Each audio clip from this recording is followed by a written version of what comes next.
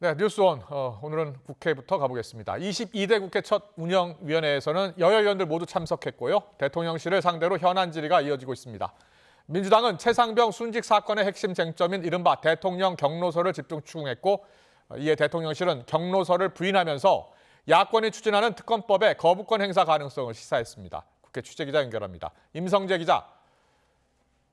네, 국회입니다. 네, 오후 현안 질의에서도 여야의 공방이 이어지고 있는데요. 어떤 내용들이 오가고 있습니까? 네, 오늘 국회 운영위에는 정진석 대통령실 비서실장 등 이 핵심 참모가 모두 출석했습니다. 22대 국회 개원 뒤 대통령실 참모진이 처음으로 자리한 만큼 이 최대 현안인 최상병 순직 사건 수사 외압 의혹을 두고 이 야당의 집중 질의와 공세가 이어졌습니다. 민주당 고민정 의원은 윤 대통령의 이른바 경로서를 파고들었고 김태호 국가안보실 1차장은 윤 대통령이 경로한 적이 없다고 선을 그었습니다. 직접 들어보겠습니다. 그러면 그 회의 자리에서 대통령이 경로하셨습니까? 그날을 정확히 적시해서 제가 기억은 못하지만 보통 안보실 회의에서 경로하신 적은 없습니다. 고 의원은 또 지난해 7월 31일 안보실 회의 뒤 특정 번호로 이 국방부 장관에게 전화가 간 뒤 일사천리로 일처리가 진행됐다고 지적했지만 김태호 1차장은 누가 어떻게 누구에게 전화했는지 모르는 이야기라고 답했습니다. 국민의힘은 야당 공세 차단에 주력했습니다. 이 야당이 강행 처리를 예고한 최상병 특검법에 공수처 수사가 먼저란 점을 분명히 했습니다. 특히 정진석 비서실장은 현 상태에서 독소 조항이 있는 민주당 추진 특검법이 처리된다면 이 대통령이 제2요구권, 즉 거부권을 행사할 가능성이 충분하다고 말했습니다. 이와 관련된 질의응답 들어보시죠. 민주당이 발의한 특검법은 특검 자체를 민주당이 임명을 하는 법안을 내놨습니다. 위헌인 사항인데도 분명하고 대통령이 제2요건을 행사 안 했다? 저는 이건 대통령의 직무유기라고 생각합니다. 김건희 여사 명품 가방 수수 의혹에 대한 질의도 있었는데요. 정진석 비서실장은 불법적인 녹취와 촬영을 한 저급하고 비열한 공작 사건이라고 비판했습니다. 현안 질의 초반 여야 설전도 있었습니다. 대통령실이 업무보고 자료를 제출하지 않았다고 민주당이 항의하는 과정에서 국민의힘이 의사 일정과 관련해 그동안 간사 간 협의 자체가 일체 없었다는 점을 강조하면서 고성과 삿대질이 오가기도 했습니다. 강민국 의원님 말씀 좀 정리해 주십시오. 그러니까 좀 정리해 주세요. 네? 손가락질하지 마시고. 그 의원 이야기 하는데 아직 못 배웠군요. 아니 민주당 아버지는 그렇게 가르쳐요? 예? 현안 질의를 시작으로 이번 주 내내 국회에선 여야의 치열한 공방전이 펼쳐질 것으로 보이는데요. 민주당은 내일로 예정된 정치, 외교, 안보 분야 대정부 질문을 위한 본회의에서 최상병 특검법과 방송사법을 처리한다는 계획입니다. 여기에 이르면 모레 김홍일 방통위원장 탄핵소추안 표결도 강행한다는 입장입니다. 이에 국민의힘에선 각종 안건 처리를 막기 위한 무제한 토론, 즉 필리버스터에 나설 가능성도 적지 않은데요.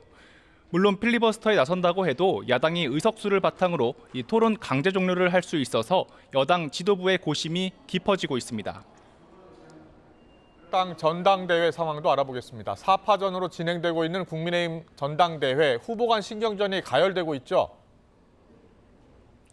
국민의힘 전당대회가 한동훈 당대표 후보와 이외 나경원, 원희룡, 윤상현 후보의 1대3 구도로 굳어지는 분위기 속에 이 신경전도 가열되고 있습니다. 특히 한 후보를 겨냥한 배신의 정치 공세 등 이 후보 간 설전이 격해지고 있는데요. 오늘 아침 한동훈 후보는 SNS에 이 공포 마케팅은 구태이자 이른바 가스라이팅이라며 다른 후보들을 강하게 비판했습니다. 관련 발언 들어보겠습니다. 진짜 배신은 정권을 잃는 겁니다. 지는 겁니다. 정권을 잃지 않고 승리하기 위해서 뭐가 필요합니까? 변화가 필요합니다. 그러면서 이번 전당대회는 떠났던 지지자들을 다시 모셔오는 축제의 장이 돼야 한다고 강조했습니다. 반면 원희룡 후보는 한 후보의 축제 발언은 정말 충격적이라며 민주당 당원이냐고 날을 세웠습니다. 총선 패배의 주 책임자이자 당론이 반대하는 최상병 특검을 수용하겠다며 내부 갈등을 촉발한 당사자가 축제를 입에 올릴 수 있느냐는 취지입니다. 그러면서 국민의힘 당원상 당정은 원활한 국정 운영을 위해서 긴밀한 협조 관계를 구축해야 한다고 명시된 점을 강조하며 한 후보를 겨눴습니다. 나경원 후보 역시 YTN 라디오 인터뷰 등에서 여당은 대통령실과의 이 신뢰 관계가 매우 중요하다며 한 후보를 정조준했습니다. 한 후보가 나 후보를 겨냥해 지난해 전당대회에선 일종의 학폭 피해자였는데 지금은 가해자 쪽에 서고 있는 것 같다고 발언한 데 대해선 줄 세우기 정치를 언급하며 응수했습니다. 들어보겠습니다. 저는 그때 학폭 피해자였기 때문에 학교 폭력 추방 운동을 하고 있습니다. 한마디로 지금 이 계파 정치가 가져오는 폐해를 누구보다도 잘 알고 있습니다. 윤상현 후보도 KBS 라디오 인터뷰에서 거듭 한 후보와 윤 대통령 사이 신뢰가 완전히 무너져 있는 상태라는 점을 파고들었습니다. 한 후보가 제안한 제3자 추천 방식 최상병 특검법도 민주당 당대표나 할 소리라며 총선 패배 물타기가 아닌가 싶다고 꼬집었습니다. 관련 발언입니다. 이분이 이제 공수처 수사가 진행이 되기 전에, 종결이 되기 전에 해병대 특검법을 먼저 발의하겠다? 저는 한마디로 민주당 당대표나 할 소리를 하고 계신 겁니다. 네, 계속해서 민주당 전당대회 소식 알아보겠습니다. 이번 주부터 당대표 최고위원 후보 등록이 시작됐죠? 네, 민주당은 이번 주 전당대회 후보 등록 절차에 착수합니다. 당 전당대회 준비위원회 관계자는 YTN과 통화에서 예비 경선이 오는 14일 치러진다는 점을 고려하면 다음 주 초까지 후보 등록을 마감할 것 같다고 말했습니다. 이 상황에서 가장 주목되는 건 이재명 전 대표가 연임 도전을 언제 밝힐지인데요. 이 전 대표 측 관계자는 YTN에 어쨌든 후보 등록 전에만 입장을 밝히면 된다며 지금은 향후 정국을 구상하고 있는 단계라고 강조했습니다. 이 전 대표의 연임이 기정사실로 받아들여지는 상황에서 전당대회 흥행 여부는 또 다른 민주당의 걱정거리인데요. 현재 당대표 출마를 저울질하고 있는 경남지사 출신 김두관 전 의원 외에 뚜렷한 이재명 대항마가 나타나지 않은 상황입니다. 반대로 최고위원 후보군은 10명이 넘어가며 경쟁이 치열해지는 분위기입니다. 하지만 모두 이재명 전 대표와 가까운 친명계를 표방하고 있어서 전당대회 흥행을 바라는 지도부의 고심도 깊어지고 있습니다. 지금까지 국회에서 전해드렸습니다. 정부가 저출생과 고령화 문제 대응을 위한 인구전략기획부를 새로 만들고 야당과 협력을 위한 정무장관을 부활시키기로 했습니다. 이상민 행정안전부 장관은 정부 서울청사에서 브리핑을 열고 이 같은 정부 조직 개편 방안을 발표했습니다. 우선 저출생과 고령화 사회, 이민 문제를 총괄하는 인구전략기획부에서는 인구 관련 중장기 사업과 전략 기획 기능을 강화하고 장관이 사회 부총리를 담당토록 했습니다. 아울러 민생과 주요 개혁 과제에 관련 이해관계 갈등 조정, 국회와 정부 사이의 원활한 소통을 위해서 정무장관을 신설키로 했습니다. 북한이 오늘 새벽 단거리 탄도미사일 2발을 잇따라 발사했다고 합동참모본부가 밝혔습니다. 하지만 이 가운데 한 발은 비정상 비행을 한 뒤에 평양 인근에 떨어졌을 것으로 추정되고 있습니다. 취재기자 연결합니다. 조영성 기자.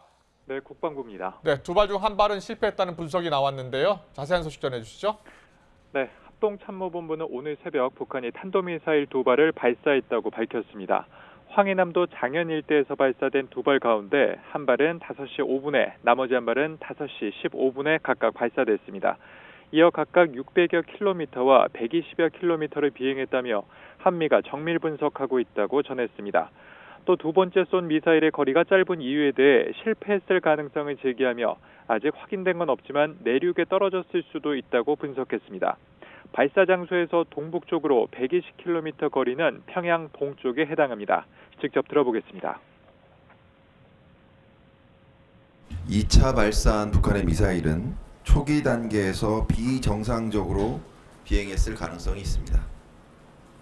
비정상 비행 중 폭발하였다면 잔해가 내륙에 떨어졌을 가능성도 있습니다.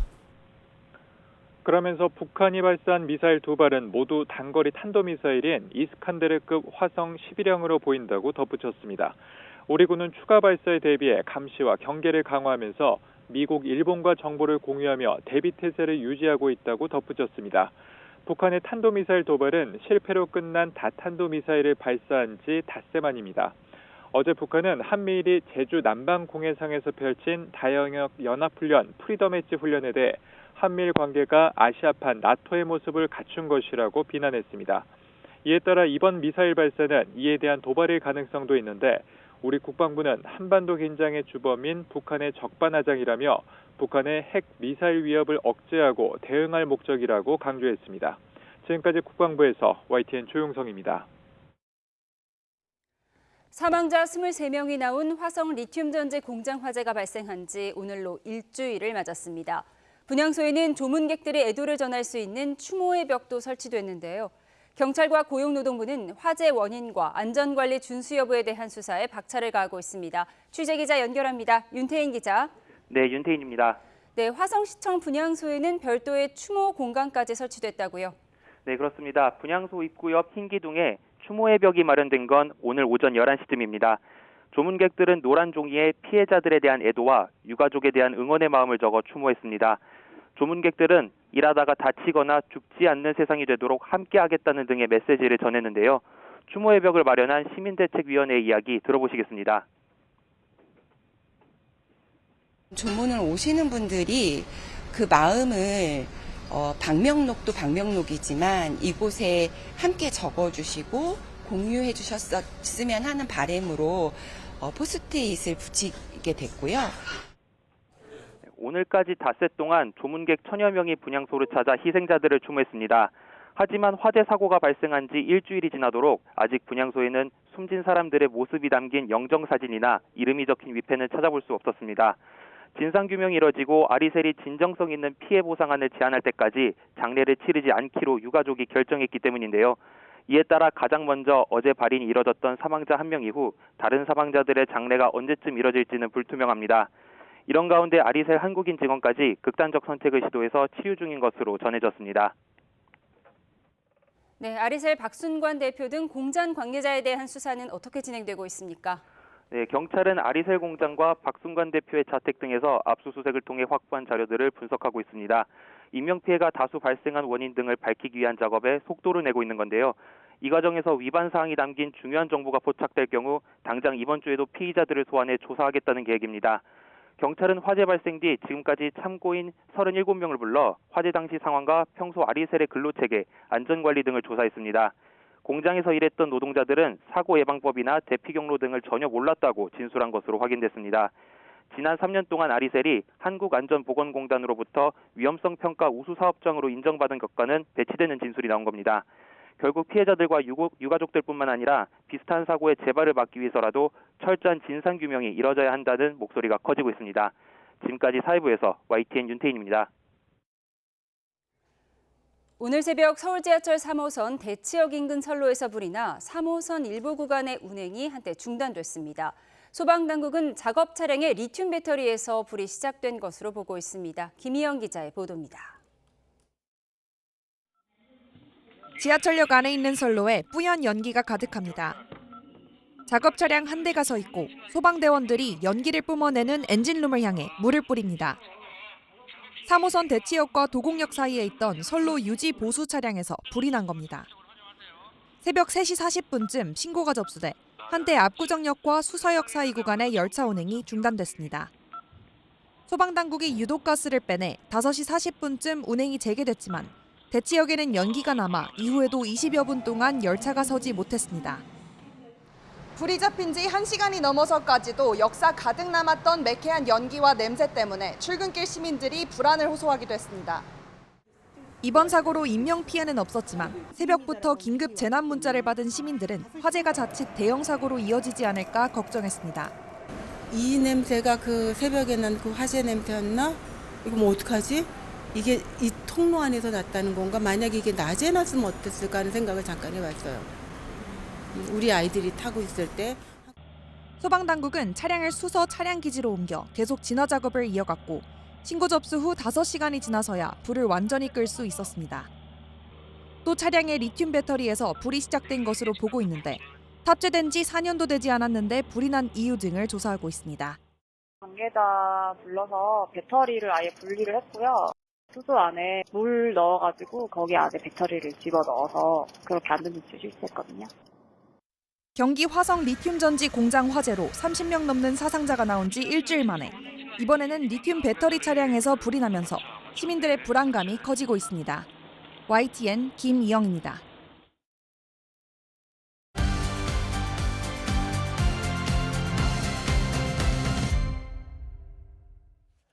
국민의힘 당권 도전에 나선 나경원, 원희룡, 윤상현 후보가 최상병 특검 조건부 수용 의사를 밝힌 한동훈 후보에 대해서 배신의 정치는 안 된다면서 집중 공세를 이어가자 한 후보는 탄핵 공포 마케팅이라고 맞받으면서 양측의 충돌이 격화하고 있습니다.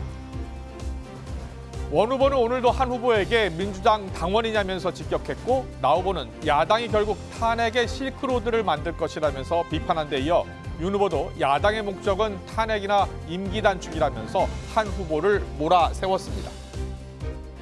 한 후보도 오늘은 적극 반격에 나섰습니다.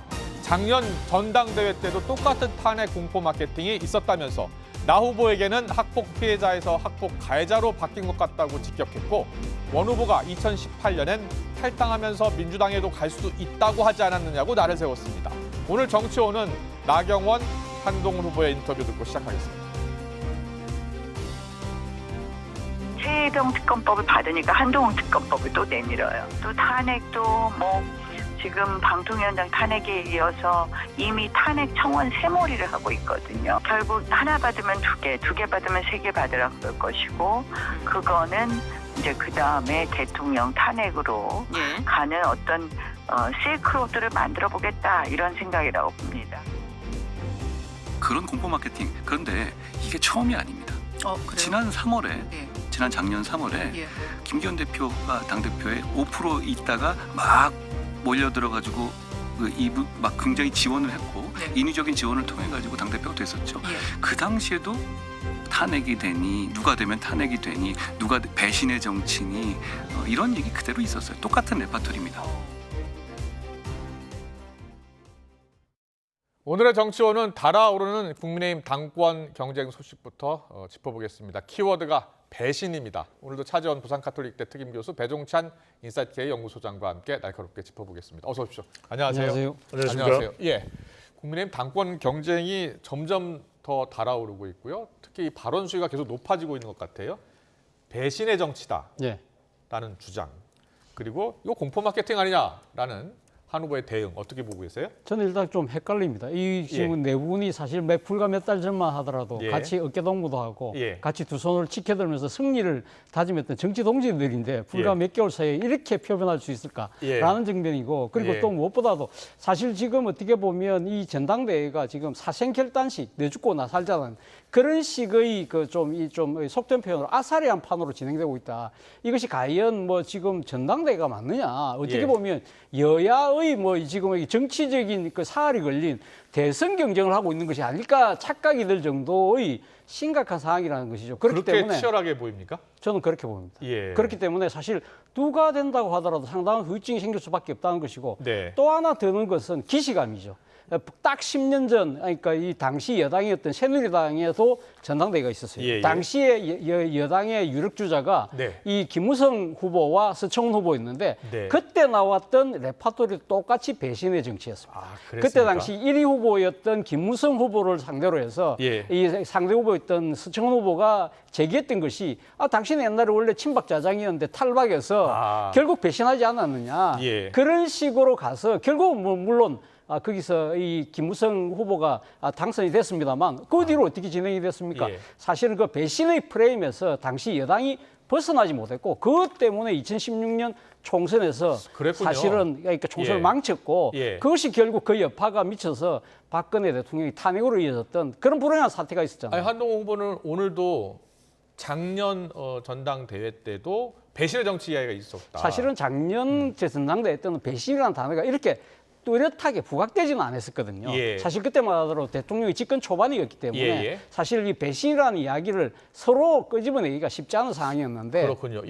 그럼 이번에도 그 프레임이 통할 것 같습니까? 통하지 않을 것 같습니까?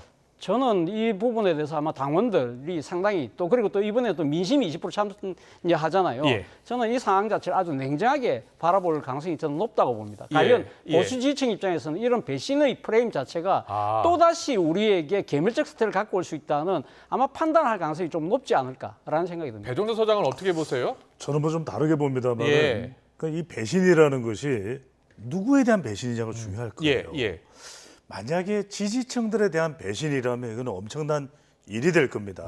하지만 이것이 변화를 위한 몸부림이라면 그건 배신이 아니라 헌신이죠. 예. 헌신이죠. 그래서 저는 어대안이라는 설명이 나오는 것도 국민의힘 지지층의 여론 아니겠습니까? 네. 그리고 영남 당심, 그리고 뭐 홍준표 시장 변수가 있습니다만 더 중요한 것은 개인이 아닐 겁니다. 당이나 또는 당을 더 뛰어넘는 것은 결국 민심, 예. 국가가 어떻게 되느냐 이런 예. 부분인데 세 가지로 요약이 될 겁니다. 만약에 이렇다 그러면 이건 배신일 거예요. 총선에 대한 절대적인 책임이 그럼 한 사람에게 다 있는 거냐? 예. 지금 당대표로 나선 사람에게.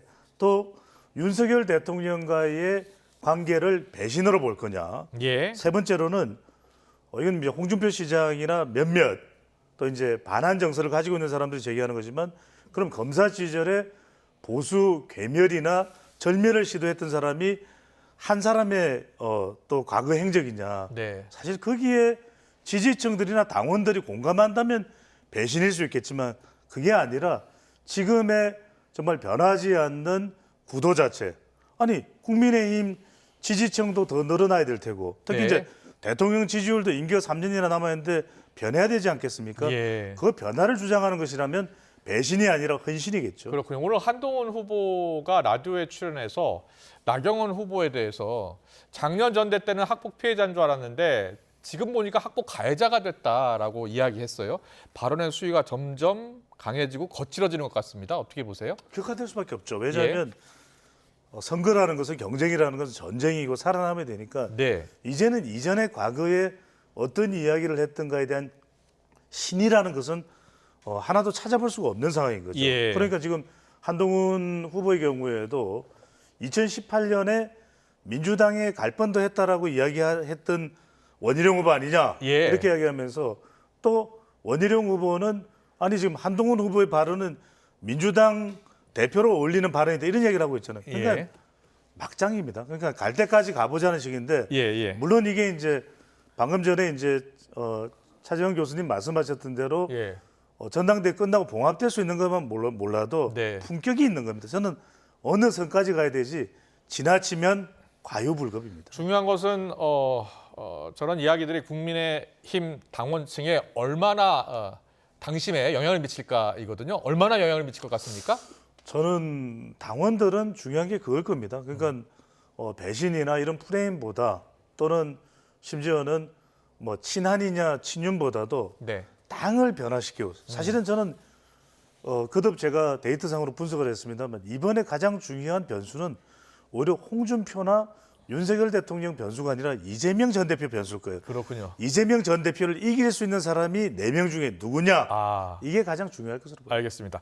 오늘 한동훈 전 비대위원장이 인스타그램 계정 개설 사실을 밝히면서 사진을 공개했는데요. 고양이 사진을 공개했어요. 그러니까 지금 한동훈 전 비대위원장, 그러니까 한동훈 후보 입장에서는 이제 예. 대중정치인으로서 이제 올라서려고 지금 준비를 하고 있잖아요. 예. 그렇다고 예. 한다면 소셜 미디어, 특히 젊은 층들이 많이 쓰는 플랫폼을 선택을 한 것이거든요. 그리고 특히 그 플랫폼 자체는 이 문자나 뭐 활자보다는 아무래도 영상이나 사진 이런 식의 이미지를 많이 활용하는 그런 플랫폼이라는 것이죠. 그 이야기 자체는 본인 입장에서는 좀 더 영한 사람들, 젊은 사람들에게 타깃을 맞추는데 그렇다고 한다면 젊은 사람들이 좋아할 만한 것이 뭐 반려견이나 반려묘나 또 여기 또 지금 또 유명 배우, 외국 배우도 올렸다는 거 아닙니까? 그렇습니다. 그 봉준호 감독의 영화에 나왔던 상당히 주연급 배우였는데 그런 부분들도 사실 뭐 젊은 사람들이 봉준호표 영화에 대해서 상당히 또 이렇게 열광하는 그런 측면, 그런 부분들도 있기 때문에 본인 입장에서는 상당히 조금 새롭게 조금 다가가려는 하나의 몸짓이라는 생각이 듭니다. 그렇군요. 과거에 윤석열 대통령도 정치를 시작할 때쯤에 그 반려견을 그 페이스북인가에 올린 적이 있지 않았습니까? 그렇죠. 일단 요즘 뭐 하나의 현대 정치의 하나의 그 일종의 뭐랄까요 패턴이라고 하면 아무래도 그러니까 지금 그 이 친근하게 지내는 사람뿐만 아니라 동물들도 하나의 가족처럼 이렇게 어울리는 모습들을 보여줌으로써 자신에 대한 뭐랄까요 상당히 격의를 털어내려는 그런 몸짓들을 하나의 유행인 것 같아요.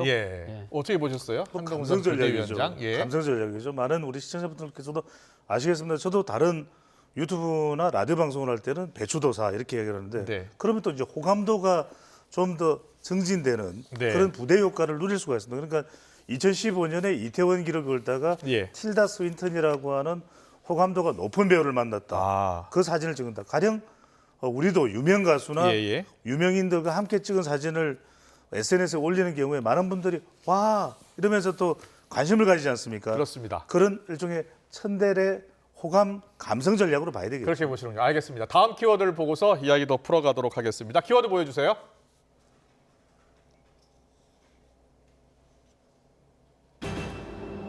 네, 이뇨한 최고위원 후보입니다. 지금 원희룡 후보를 지지하고 있는데요. 90%라고 표현을 했습니다. 자, 90%. 지금 여론조사를 믿지 못하겠다라고 이야기했는데요. 듣고 오겠습니다. 한동훈 후보가 압도적인 1위를 하고 있는데. 그거 믿으세요? 네? 여론조사 다 믿으세요? 나는 뭐 호남에서 커서 뭐 경상도에 연구가 없지만 그분들이 올바른 선택할 거리라고 저는. 그리고 부산을 갔다 오니까 경남을 갔다 오니까 그쪽 방향으로 지금 가고 있어요. 지금 여론조사 뒤집힐 가능성이 한 90%는 된 것 같아요. 자, 오늘 이뇨한 전 비대위원장 어대한 기류에 대해서 뒤집힐 가능성 90%라고 했습니다.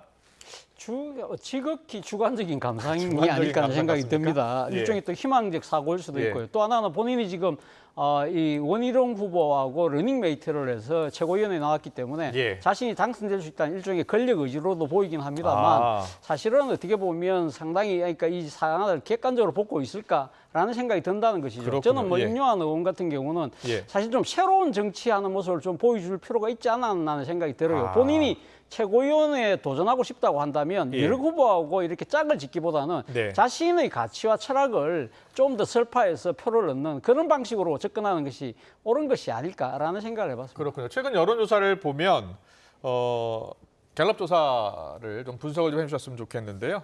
한동훈 후보가 55% 나왔고요. 보여주세요. 네, 그리고 원희룡 후보 19%, 나경원 후보 14%입니다. 국민의힘 지지자 308명에게 물었습니다. 자, 어떻게 보고 계신가요? 그렇죠. 국민의힘 지지층 결과만 보면 어대안이죠. 그럼 이걸 못 믿고 부정하겠다. 이것은 적어도 국민의힘 혁신위원장을 맡았었던 인물이 할 이야기는 아니거죠. 물론 그 이유는 있을 것입니다. 이뇨한 의원도 정치인이 다 됐네 이런 소리를 들을 정도로 극단적 부정을 통해서 판을 뒤집어 보겠다는 그런 전략적 접근이거든요. 그런 시도는 할 수 있지만 그렇다고 해서 여론조사까지를 부정할 이유는 없지 않습니까? 그렇군요. 여론조사는 그렇다 하더라도 우리는 얼마든지 판을 뒤집을 수 있습니다. 이렇게 이야기한다면 훨씬 더 신뢰도가 높아지겠죠. 그렇다면 뒤집어질 것이라는 90%의 근거는 어디로부터 나온 겁니까? 그것도 상당히 근거가 없는 불확실한 설명이 될 수밖에 없기 때문에. 이뇨한 전 위원장은 최근에 본인이 이제 경남에 다녀왔는데 분위기가 다르다라고 하면서 한 이야기입니다. 그러니까 그거는 이제 분위기인 거죠. 분위기라는 이야기를 데이트에서는 쓰지 않습니다. 그래서 이제 그건 물론 이제 본인의 전략이겠죠. 앞으로 전당대회까지 좀 시간이 남아 있잖아요. 그렇죠. 어떤 변화 가능성은 어떻게 보세요? 변화 가능성은 변화가 있을 때는 뭐냐면 뭔가 자극이 주어질 때죠. 그렇다면은 원희룡 후보와 러닝메이트로 뛰고 있는 이뇨한 후보라면 그러면은 당을 바꾸기 위한 변화시키기 위한 경쟁력을 높이기 위한 어떤 안이 있느냐 이걸 통해서 당원들을 설득해 낼 때 이 판을 뒤집을 수 있는 자신감과 근거가 이제 확보가 되겠죠. 7월 23일까지 이제 22일 남은 거잖아요. 23일까지 선거운동을 할 수 있습니다. 그렇다면 가장 큰 변수는 나머지 세 후보가 어떤 정책, 어떤 대안을 제시해야지 변화 가능성이 올 것 같아요? 그렇죠. 그 부분은 원희룡 후보도 이야기를 하고 있습니다. 자기 목소리를 내야 됩니다. 그렇다면은 한동훈 후보가 어대안이라는 현상이 나타날 정도로 대세를 지금 현재로서는 이제 국민 여론으로 보면 끌어가고 있지 않습니까? 국민의힘 지지층으로 보면. 그런 이유는 첫 번째는 팬덤 현상, 두 번째는 이재명 전 대표와 대립각을 세우는 것, 세 번째는 적어도 윤석열 대통령과 차별화, 거리두기를 통해서 경쟁력을 추가적으로 확보하려는 그 이유 때문이거든요. 그러면 그런 팬덤이나 또는 이재명 전 대표와 대립각, 민주당을 이길 수 있는 보관과 방안이 무엇인지 그리고 적어도 윤석열 대통령과 협력을 한다면 그 협력을 통해서 그러면 어떤 경쟁력을 키울지 그 안과 구체적인 내용이 콘텐츠가 나와야 되겠죠. 차주환 교수님은 예. 1차 투표 때 한동훈 후보가 50%를 넘지 못하면 2차 투표까지 가야 되잖아요. 그렇죠. 가능성은 어떻게 보세요? 글쎄요, 뭐 지금 가능성은 저는 일단 반반이 아닐까 하는 생각이 드는데, 예, 저는 뭐 가능성 반반을 보는데, 사실은 앞서 제가 말씀드린 대로 지금 전당대회 양상이 이전 투구 양상으로 벌어지고 있고, 그 때문에 상당히 후유증이 오래된다는 이야기도 있지만, 또 하나의 사실은 놓치고 있는 부분이 뭐냐면, 사실은 이 각 후보들이 갖고 있는 뭐랄까 정책과 비전, 이런 가치들이 전혀 조명을 받지 못하고 있다는 겁니다. 그런 것 같네요. 사실은 어떻게 보면 한동훈 후보 같은 경우는 사실 정치권에 데뷔한 지가 얼마 안 됐잖아요. 그래서 본인이 사실은 지난 총선 때는 그 선거에 운동에 몰입하느라고 해서 보여주지 못했다고 그러는데, 그렇다고 한다면 사실은 한동훈 표의 정치가 뭐냐, 한동훈의 정치 철학은 뭐냐, 한동훈의 그러면 저 시대 비전과 가치는 뭐냐, 이런 부분들이 사실 논의가 되고 토론이 돼야만 누가 이기더라도 그런 부분들이 국민들이 믿고 신뢰를 하면 그분이 차기 대선 주자가 됐을 때 상당히 국민의 신뢰를 담아갈 수 있는데, 이런 식으로 서로 이거 죽고 살기 식으로 이 치고받는 네거티브로 가버리면 사실은 이 국민의힘에 대한 국민의 신뢰 자체가 형성될 수가 없다는 것이죠. 아, 그렇군요. 알겠습니다. 다음 키워드로 넘어가겠습니다.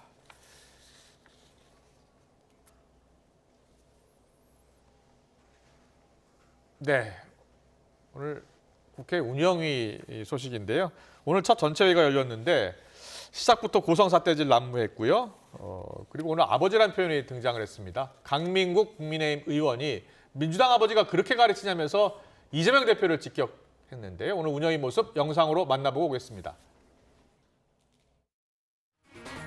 이게 지금 대표님 말씀 협치입니까? 말씀 좀 정리해 주세요. 손가락질하지 마시고. 그 좀 정리하고 있잖아 지금. 그 어원 이야기 하는데 아직 못 배웠군요. 아니 민주당 아버지는 그렇게 가르쳐요. 예? 자, 강민국 의원 마이크 꺼주시기 바랍니다. 자, 강민국 의원님 조용해 주십시오. 자, 조용해 주십시오. 예. 네, 오늘 국회 운영이 첫 전체 회의였습니다. 현안 질의가 있었고요. 대통령실을 상대로 현안 질의 있었습니다. 시작부터 이제 고성 삿대질 난무했는데 오늘 민주당의 아버지가 그렇게 가르쳤느냐라는 국민의힘 강민국 의원의 발언도 있었습니다. 어떻게 보이셨나요? 감정 대결이죠. 지금 국민의힘 전당대 당대표 경쟁도 치열한 감정 전쟁이 보이고 있는데 마찬가지입니다. 상임위원회에서 운영위원회니까 매우 민감한 이슈들이 많죠. 그런데 강민국 의원도 못마땅한 게 있으면 근거 있게 논리적으로 따져 물으면 될 텐데 민주당의 아버지라는 것이 바로 민주당의 지명직 최고위원인 강민국 위원이 최고위원이요. 이재명 대표를 전 대표를 일컬어서 민주당의 아버지라고 했던 그 발언을 인용한 것이거든요. 그렇다면 또다시 이것이 감정이 격화될 수밖에 없는 상황이 벌어지는 거죠. 그것을 인용했기 때문에. 그럼 따질 게 있으면 강민국 의원은 또 상임위원회의 위원은 다른 근거를 가지고서 왜 그러면은 이게 문제가 되는지를 이야기하면 되는데, 그 이야기를 하다 보니까 서로 간에 격렬한 또 감정에 또 격화되는 상황이 벌어지게 되는 것이죠. 네, 오늘 운영위에서는 이제 VIP 경로설 의혹에 관한 질문이 나왔고요. 대통령실은 본 적도 들은 적도 없다라고 대응을 했어요. 그렇죠. 그걸 이제 김태효 안보실 차장이 이야기를 했죠.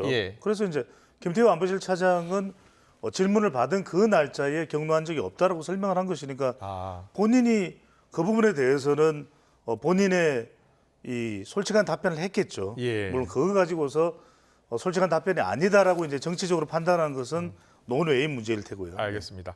그 강민국 의원이 민주당의 아버지가 그렇게 가르치냐는 발언에 대해서는 어떻게 평가하세요? 일단 뭐 제가 생각했을 때는 운영위의 이러한 그 상당히 눈살 찌푸리는 사태를 저는 뭐 충분히 예상을 했더랬습니다. 왜냐하면 사실 대한민국 국회의 사상 야당의 원내대표가 운영위원장을 맡아서 대통령실을 상대로 이렇게 회의를 진행하는 건 이번 처음이거든요. 자, 그렇다고 한다면 왜 그러면 그동안의 갈래를 민주당이 깨면서까지 운영위원장을 맡을 수밖에 없었느냐. 그동안 소위 말해서 그러니까 윤석열 윤석열 대통령을 둘러싼 여러 가지 의혹들이 많았잖아요. 방금 이야기했던 최상병 사건과 관련된 경로설부터 시작해서 최근에는 또 이태원 참사의 뭐 조작설 뭐 이런 것까지 놓였기 때문에 민주당 입장에서는 이번에 확실하게 대통령실 압박하는 모습을 보여주겠다는 생각을 하고 이 회의에 임했던 것이고요. 반면에 국민의힘 입장에서도 이 어떤 식의 공세가 진행될 걸 뻔하게 알기 때문에 그렇다면 우리는 어떻게 방어를 해야 될 건가. 그렇다고 한다면 민주당이 이번에 상당히 아픈 이 대목 자체가 민주당의 아버지라는 발음이잖아요. 그런 부분을 갖고 또 대받아치는 거죠. 이런 부분들이 사실 오늘만 이렇게 되는 것이 아니라 앞으로 향후 운영위의 그러니까 국회 그러니까 대통령실을 상대로 한 이러한 상황의 회의에서는 상당히 앞으로 자주 빚어질 수밖에 없는 것이다. 그렇군요. 이런 과정에서 과연 국정 운영을 위한 제대로 된 대화 타입이 이루어질 수 있을 것인가라는 걱정이 된다는 것이죠. 그렇군요. 그런데 이제 이 현안 질의 때 뭔가 좀 새로운 내용이 좀 나오고 우리 국민들이 꼭 알아야 할 내용들이 좀 나오면 좋은데 여야 공방 내용이 과거와 크게 다른 점이 없어요. 그렇습니다. 안 봐도 비디오, 안 들어봐도 오디오 상황이 연출되고 있는 것이죠. 그러니까 운영위원회가 이제 대통령실 관계자들을 불러서 최상병 수사와 관련된 또는 당시에 대통령실의 상황에 대해서 질문을 하는 거잖아요. 그러면 김태효 안보실 차장은 나와서 본인은 본인의 생각대로 솔직하고 진실한 답변을 한다라고 답변을 할 겁니다.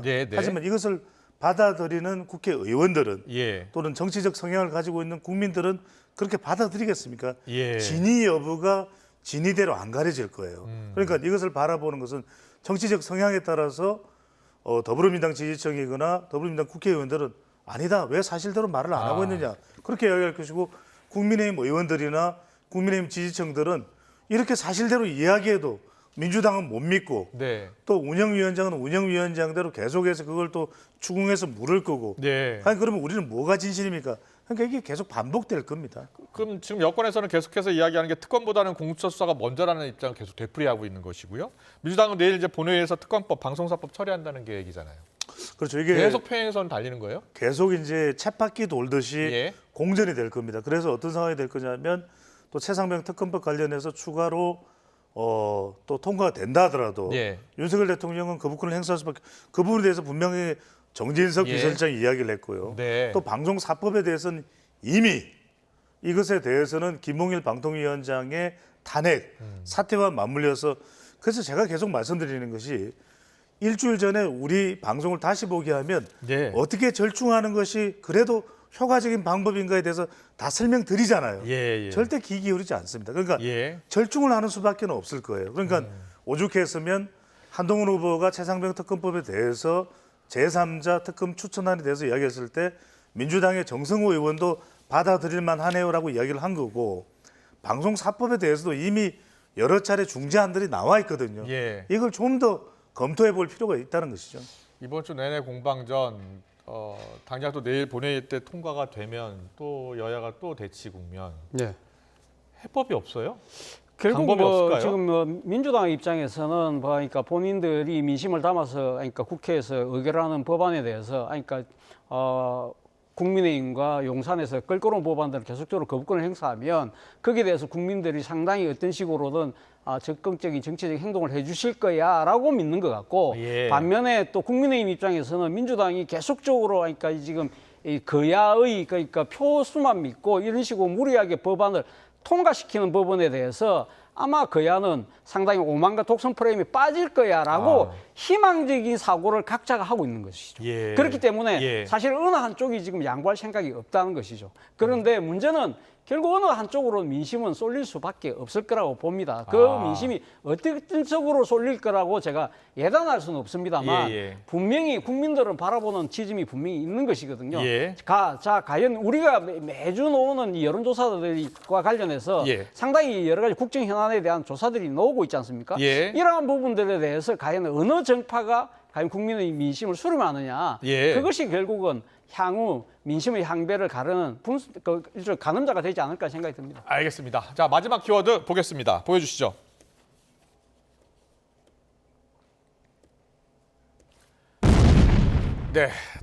탄핵. 윤 대통령 탄핵을 요구하는 국민청원 참여자가 80만 명을 넘어섰습니다. 민주당에서는 청원 등의 속도가 빨라서 곧 100만 명을 넘을 것이다라는 전망까지 나왔는데요. 윤상현 의원에 이어서 정청래 최고위원의 목소리 듣고 오겠습니다. 윤석열 대통령 개인이 아니고 윤석열 정부를 지켜야 하는 겁니다. 정부를 지키기 위해서는 우리가 단일 대우를 형성해야 됩니다. 우리가 뭉쳐야죠. 그래서 일단은 민주당이 어떤 정쟁으로 정략적으로 탄핵으로 몰아가는 길 속에서 우리가 똘똘 뭉칠 수밖에 없다. 국민을 억압하고 야당을 탄압하고 끝이 좋은 정권을 저는 본 적이 없습니다. 매는 장사 없다고 국민을 이기는 정권은 없습니다. 국민과 정권의 한판 싸움에서 반드시 국민이 이길 것입니다. 그날을 준비합시다. 네. 우원식 국회의장실은 현재 대규모 국민청원 참여로 국회 디지털 인프라가 수요를 감당하지 못하고 있다면서 접속 폭주로 인한 불편에 국민께 송구하다라는 뜻을 밝히기도 했습니다. 그리고 정청래 최고위원은 곧 100만 명 돌파하고 200만 명, 300만 명으로 이어질 추세다라는 거예요? 글쎄요, 뭐 그 정도까지 이어질지는 뭐 지켜봐야 할 대목입니다만 어쨌든 지금 그러니까 국회의 청원이 이렇게 단시일 내에 이렇게 많이 쏠린 거는 제가 본 적이 없거든요. 예. 그만큼 민심이 상당히 좀 분노하고 있는 것은 사실처럼 보입니다. 물론 뭐 국민의힘 입장에서는 상당히 민주당 강성 지지층만 똘똘 뭉쳐도 그 이상이 될 건데 라고 폄하할 수는 있습니다만 사실은 이것이 처음 시작된 것은 결국은 지난 총선 때 국민들이 표로서 정권에 대한 심판을 했잖아요. 그 부분에 대해서 윤 대통령이 그러니까 국정 운영에 있어서 여러 가지 변화의 모습을 보여주지 못하고 있다. 대표적으로 최상병 특검법과 관련해서 지난 21대 마지막 때 결국 다시 거부권을 행사했잖아요. 이런 부분들이 아마 촉발이 됐던 것 같아요. 그런데 여기에 또 하나의 지금 내관이 하나 더 들어갔는데 그것이 김진표 전 국회의장이 이야기했던 이태원 참사와 관련된 윤 대통령의 사건 조작에 관한 잘못된 인식 이 부분에 대해서 아마 상당한 국민들이 더 분노를 한 것이 아닐까라는 생각이 들어요.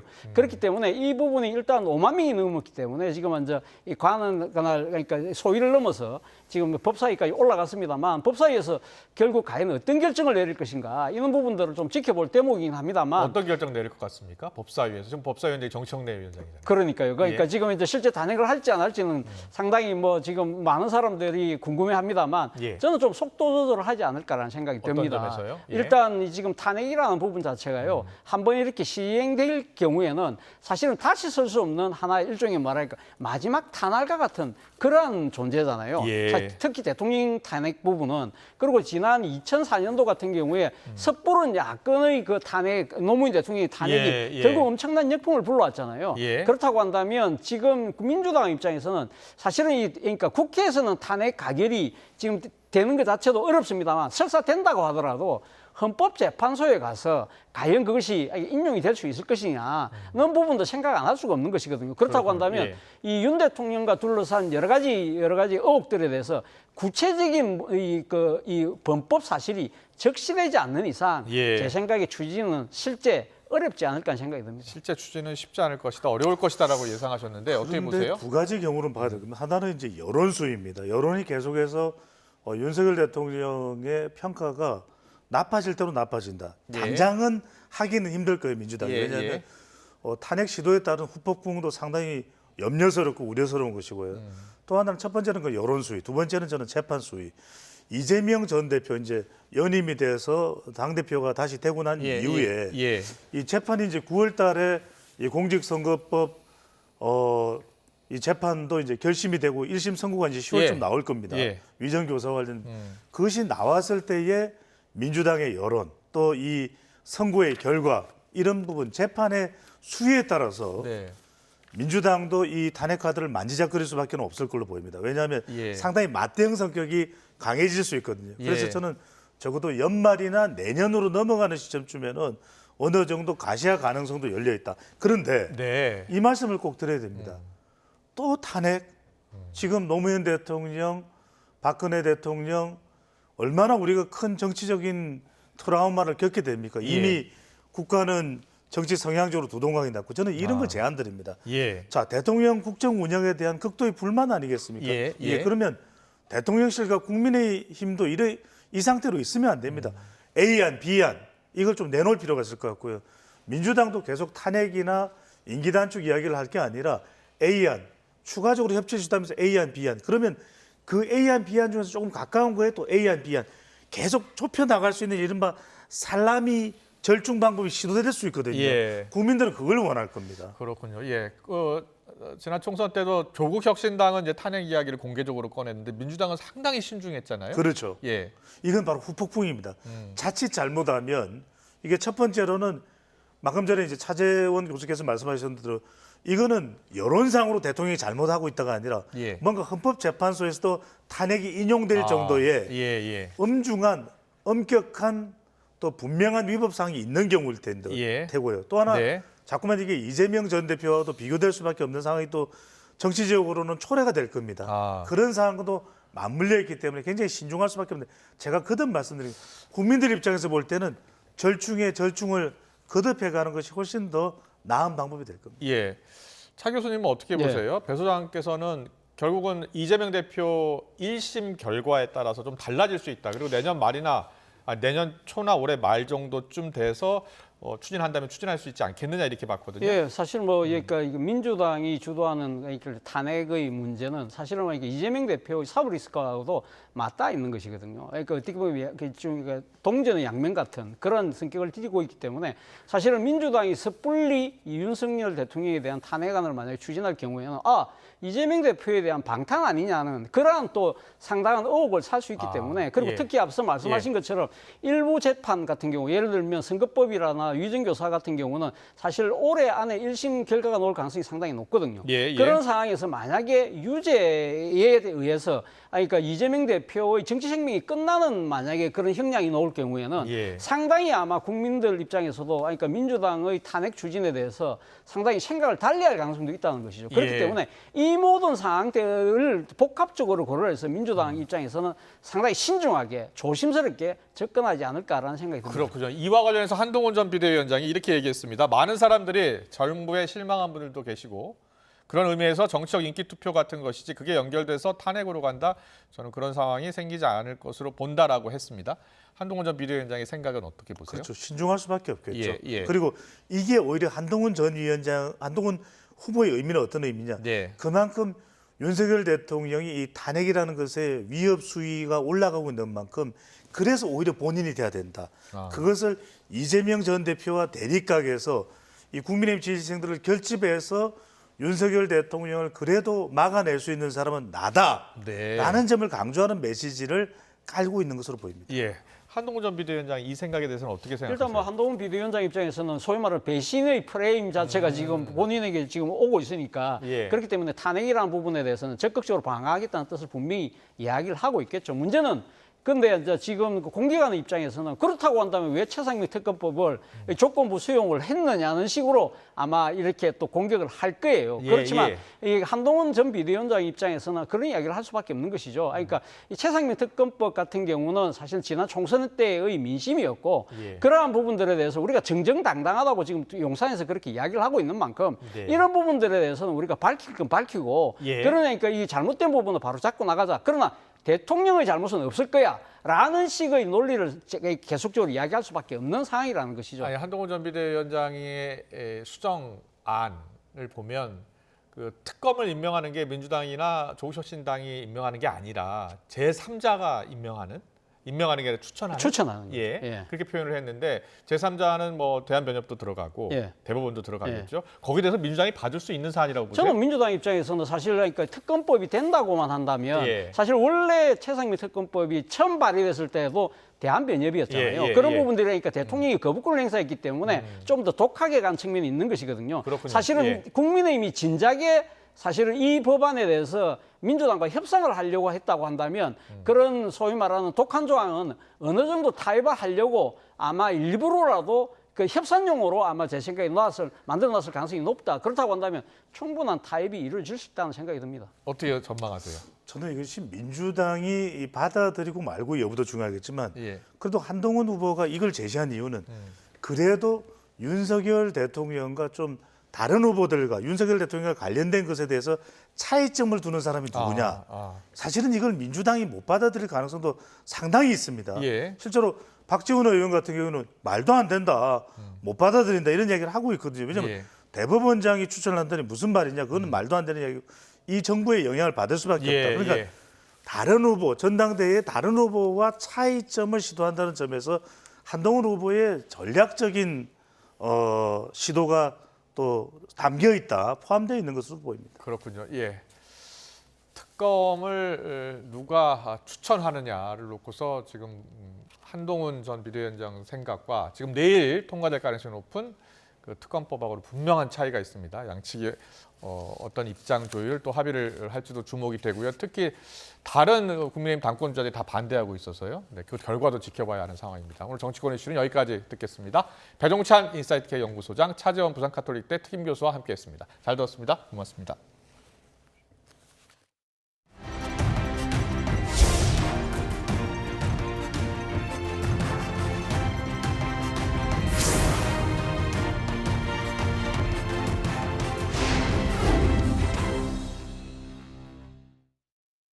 네, 우리 경제의 주춧돌인 수출이 9개월 연속 증가세를 이어갔습니다. 특히 수출 효자 반도체는 지난달 사상 최대 실적을 기록했습니다. 최하영 기자의 보도입니다. 지난달 우리 수출을 이끈 건 역시나 효자 반도체였습니다. 6월 반도체 수출액은 134억 2천만 달러, 우리 돈으로 18조 5천억 원으로 사상 최대 실적을 냈습니다. 상반기 실적을 보면은 메모리의 수출 증가가 한 거의 90%가 되었습니다. 하반기에 반도체 수출 전망도 매우 맑다 이렇게 전망하고 있습니다. 덕분에 전체 수출액도 지난해 같은 기간보다 5.1% 늘어난 571억 달러를 기록했습니다. 지난해 10월 이후 9개월 연속 증가세입니다. 지난달 수입은 491억 달러로 1년 전보다 7.5% 감소했습니다. 이로써 무역 수지는 80억 달러 흑자로 45개월 만에 최대 규모를 달성했습니다. 13개월 연속 흑자 행진 중입니다. 여기에 자동차까지 수출을 쌍끌이하면서 올해 상반기 실적은 합격점입니다.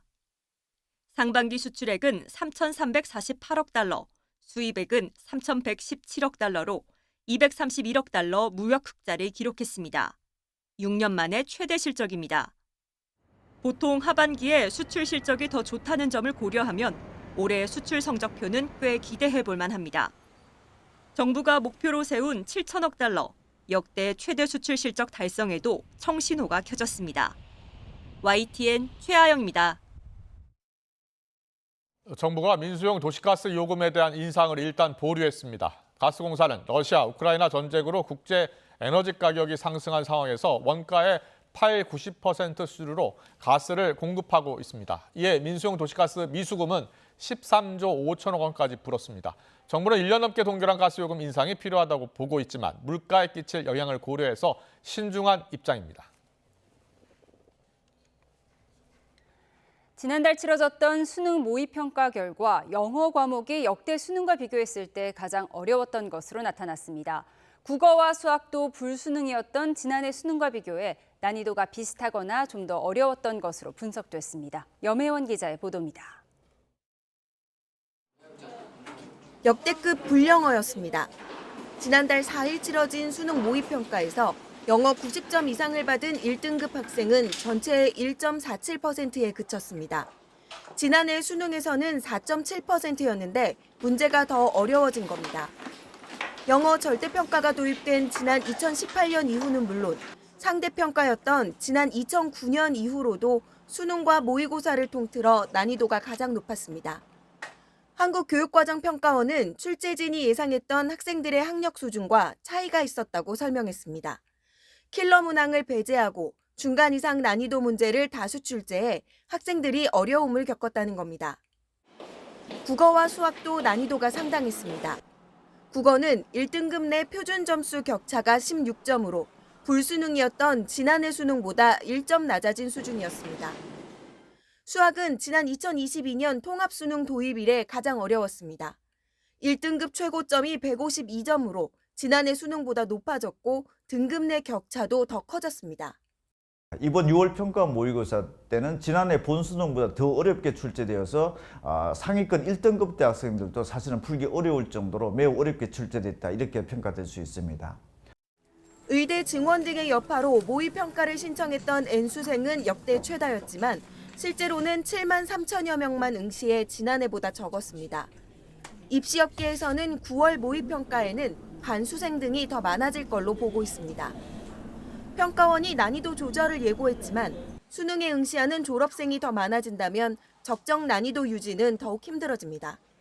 결국 변별력 확보를 위해 킬러 문항 없는 불수능 기조가 올해도 이어질 것이라는 분석이 나옵니다. YTN 염혜원입니다. 의대 증원 정책 등에 반대하는 고려대학교 의료원 교수들이 집단 무기한 휴진에 나설 예정입니다. 고려대학교 의과대학 교수 비상대책위원회는 오늘 입장문을 내고 의료인들의 과로를 피하고 환자의 안전을 지키기 위해 오는 12일부터 응급 중증 환자를 제외한 일반 진료를 대상으로 무기한 자율적 휴진을 진행한다고 밝혔습니다. 세브란스병원 교수들은 지난달 27일부터 무기한 휴진에 들어갔고 서울 아산병원 교수들은 오는 4일부터 휴진에 들어갈 예정입니다. 가족이 갑자기 식은땀을 흘리고 의식이 흐려져 쓰러진다면 누구나 당황할 수밖에 없을 텐데요. 식당에서 한 노인이 쓰러져 모두가 놀라 어쩔 줄 몰라 하는 사이 다른 손님들의 신속한 대처로 큰일을 막을 수 있었습니다. 침착하게 응급 조치를 했던 손님들, 알고 보니 한 명은 간호사였습니다. 이현정 기자가 보도합니다. 어딘가 불편한 듯 의자에 앉은 채 몸을 가누지 못하는 남성. 갑자기 한 손을 옆으로 늘어뜨리더니 이내 고개를 푹 떨굽니다. 저혈당 쇼크 탓에 심한 어지럼증을 느낀 겁니다. 저희 아버지시고요. 평소에 고혈압이랑 당뇨 질병이 있으셨어요. 근데 최근에 날씨가 너무 무더워가지고 아침부터 좀 컨디션이 안 좋은 상태였습니다. 직원들이 어쩔 줄 몰라 하는 가운데 식사하던 연인이 밥을 먹다 말고 일어나 의식이 희미한 환자를 살피기 시작합니다. 이 가운데 여성은 환자를 식탁에 눕혀 숨을 쉬기 편하게 만들고 남자친구에게 설탕물을 떠먹이도록 했습니다. 이어 여성은 쓰러진 남성의 혈액순환을 돕기 위해 다리를 계속 주무르며 신속하게 응급조치에 나섰습니다. 이 여성은 충북 청주에 있는 재활병원에서 일하는 간호사 최지원 씨.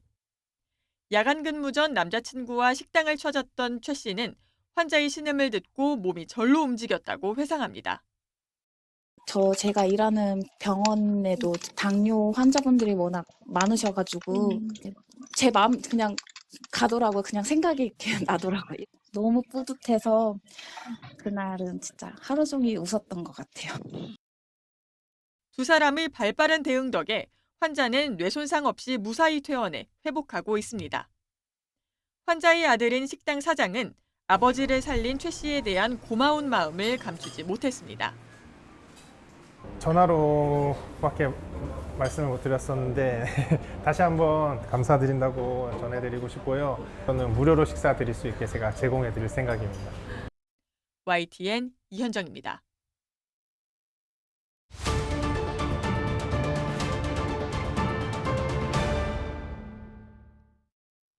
네, 11월 미 대선 누가 대통령이 될까요? 바이든이냐 트럼프냐? 첫 TV 토론 대결 이후 트럼프 압승 결과가 나오자 조 바이든 대통령에 대한 사퇴론이 들끓고 있습니다. 네, 과연 후보 교체론이 현실화할지, 그렇다면 우리나라에 어떤 영향을 미칠지 차두현 아산정책연구원 수석연구위원과 짚어보겠습니다. 어서 오세요. 네, 안녕하십니까? 안녕하세요. 지난주 TV 토론 이후 네. 바이든 대통령 사퇴론이 계속 나오나 봐요. 네네. 예. 지금 뭐 분위기가 좀 심상치 않다라는 얘기도 나오고, 네. 뭐 참패했다라는 얘기들도 나오죠. 아마 이런 얘기들이 나오는 배경에는요, 가장 큰 것이 그 2020년 그 대선 토론 당시하고 비교를 해보면 트럼프 대통령의 전 대통령의 특징이라는 게 저돌성이잖아요. 그리고 어떻게 보면 좀 시원시원할 정도로 말을 이제 하는 건데. 사실은 바이든 대통령이 그 트럼프 대통령의 그 각종 그 발언에 있는 그 사실의 왜곡이라든가 아니면 그게 초래할 수 있는 위험성을 2020년 대선 때는 굉장히 차분한 그 어조로 잘 짚어냈어요. 근데 이번에는 그 모습을 보여주지 못했고 오히려 그 트럼프 대통령 이상으로 어떻게 보면 메시지 전달이 이 제대로 되지 않았다라는 거고요. 4년 전에 바이든과 이번에 바이든은 달랐다. 그다음에 두 번째는 실질적으로 왜 그렇게 그러면 제대로 대응이 안 되냐. 그 원인이 전통적으로 유권자들이 바이든 대통령한테 우려하던 것들. 너무 노쇠한 거 아니냐. 그러니까 다시 말해서 발음이 불분명하다든가. 그다음에 이제 이 주요 개념들을 빨리 떠올리지 못하고 이제 지금 이 장광설을 늘어놓는다든가 이런 것들 자체가 이제 지금 그 악재로 작용을 했다라는 거고요. 세 번째는 지금 이게 현실 정책 측면에서도 과단성 있는 모습을 못 보여주는 사례들이 있다라는 게 여러 가지 결합이 되면서 결국 이 대선 토론은 1차 대선 토론은 트럼프 전 대통령의 승리다 이렇게 지금 평가들을 하고 있는 건데요. 지금 뭐 제가 보기에는 그렇다라고 해서 뭐 대세론이라든가 이건 지금 여전히 섣부른 것 같아요. 지금 4개월밖에 남지 않았다라는 얘기를 하지만 거꾸로 4개월이나 남아 있고요. 이게 아마 역대 미 대통령 선거사상 이렇게 이 도전자와 현직자가 양쪽 다 높은 비호감도를 보이면서 경쟁하는 적이 아마 사상 처음일 거예요. 그렇군요. 그리고 양쪽 다 리스크를 가지고 있다는 거예요. 한쪽은 이제 노쇠 리스크라는 게 있고요. 다른 한쪽은 어딘가 위험하고 뭐 이번 토론에서 조금은 기존과는 달리 좀 그래도 이 진중한 모습을 보여준 측면도 있지만 여전히 위험하고 얼루틀지 모른다 이런 평가들이 트럼프 대통령의 또 약점이기 때문에 양쪽 다 아마 이 대선 가더라거나 앞으로 4개월 중에서 트럼프 대통령 대표적으로 얘기한 사법 리스크라든가 바이든 대통령이 이번에 보여준 것 같은 노쇠 리스크 같은 문제들이 한 3-4번 정도는 제가 볼 땐 수시로 나올 가능성이 있습니다.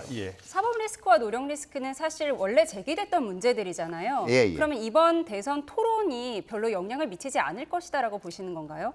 네, 제가 보기에는 이게 반복되면 다시 말해서 토론뿐만 아니라 앞으로 유세를 하는 과정에서도 자꾸 말을 더듬는다든가 제대로 개념을 이런 일이 반복되면 이제 그때부터는 이제 정말 이제 민주당을 지지하거나 바이든 대통령을 지지하는 유권자들도 좀 심각하게 생각을 해보게 되겠죠.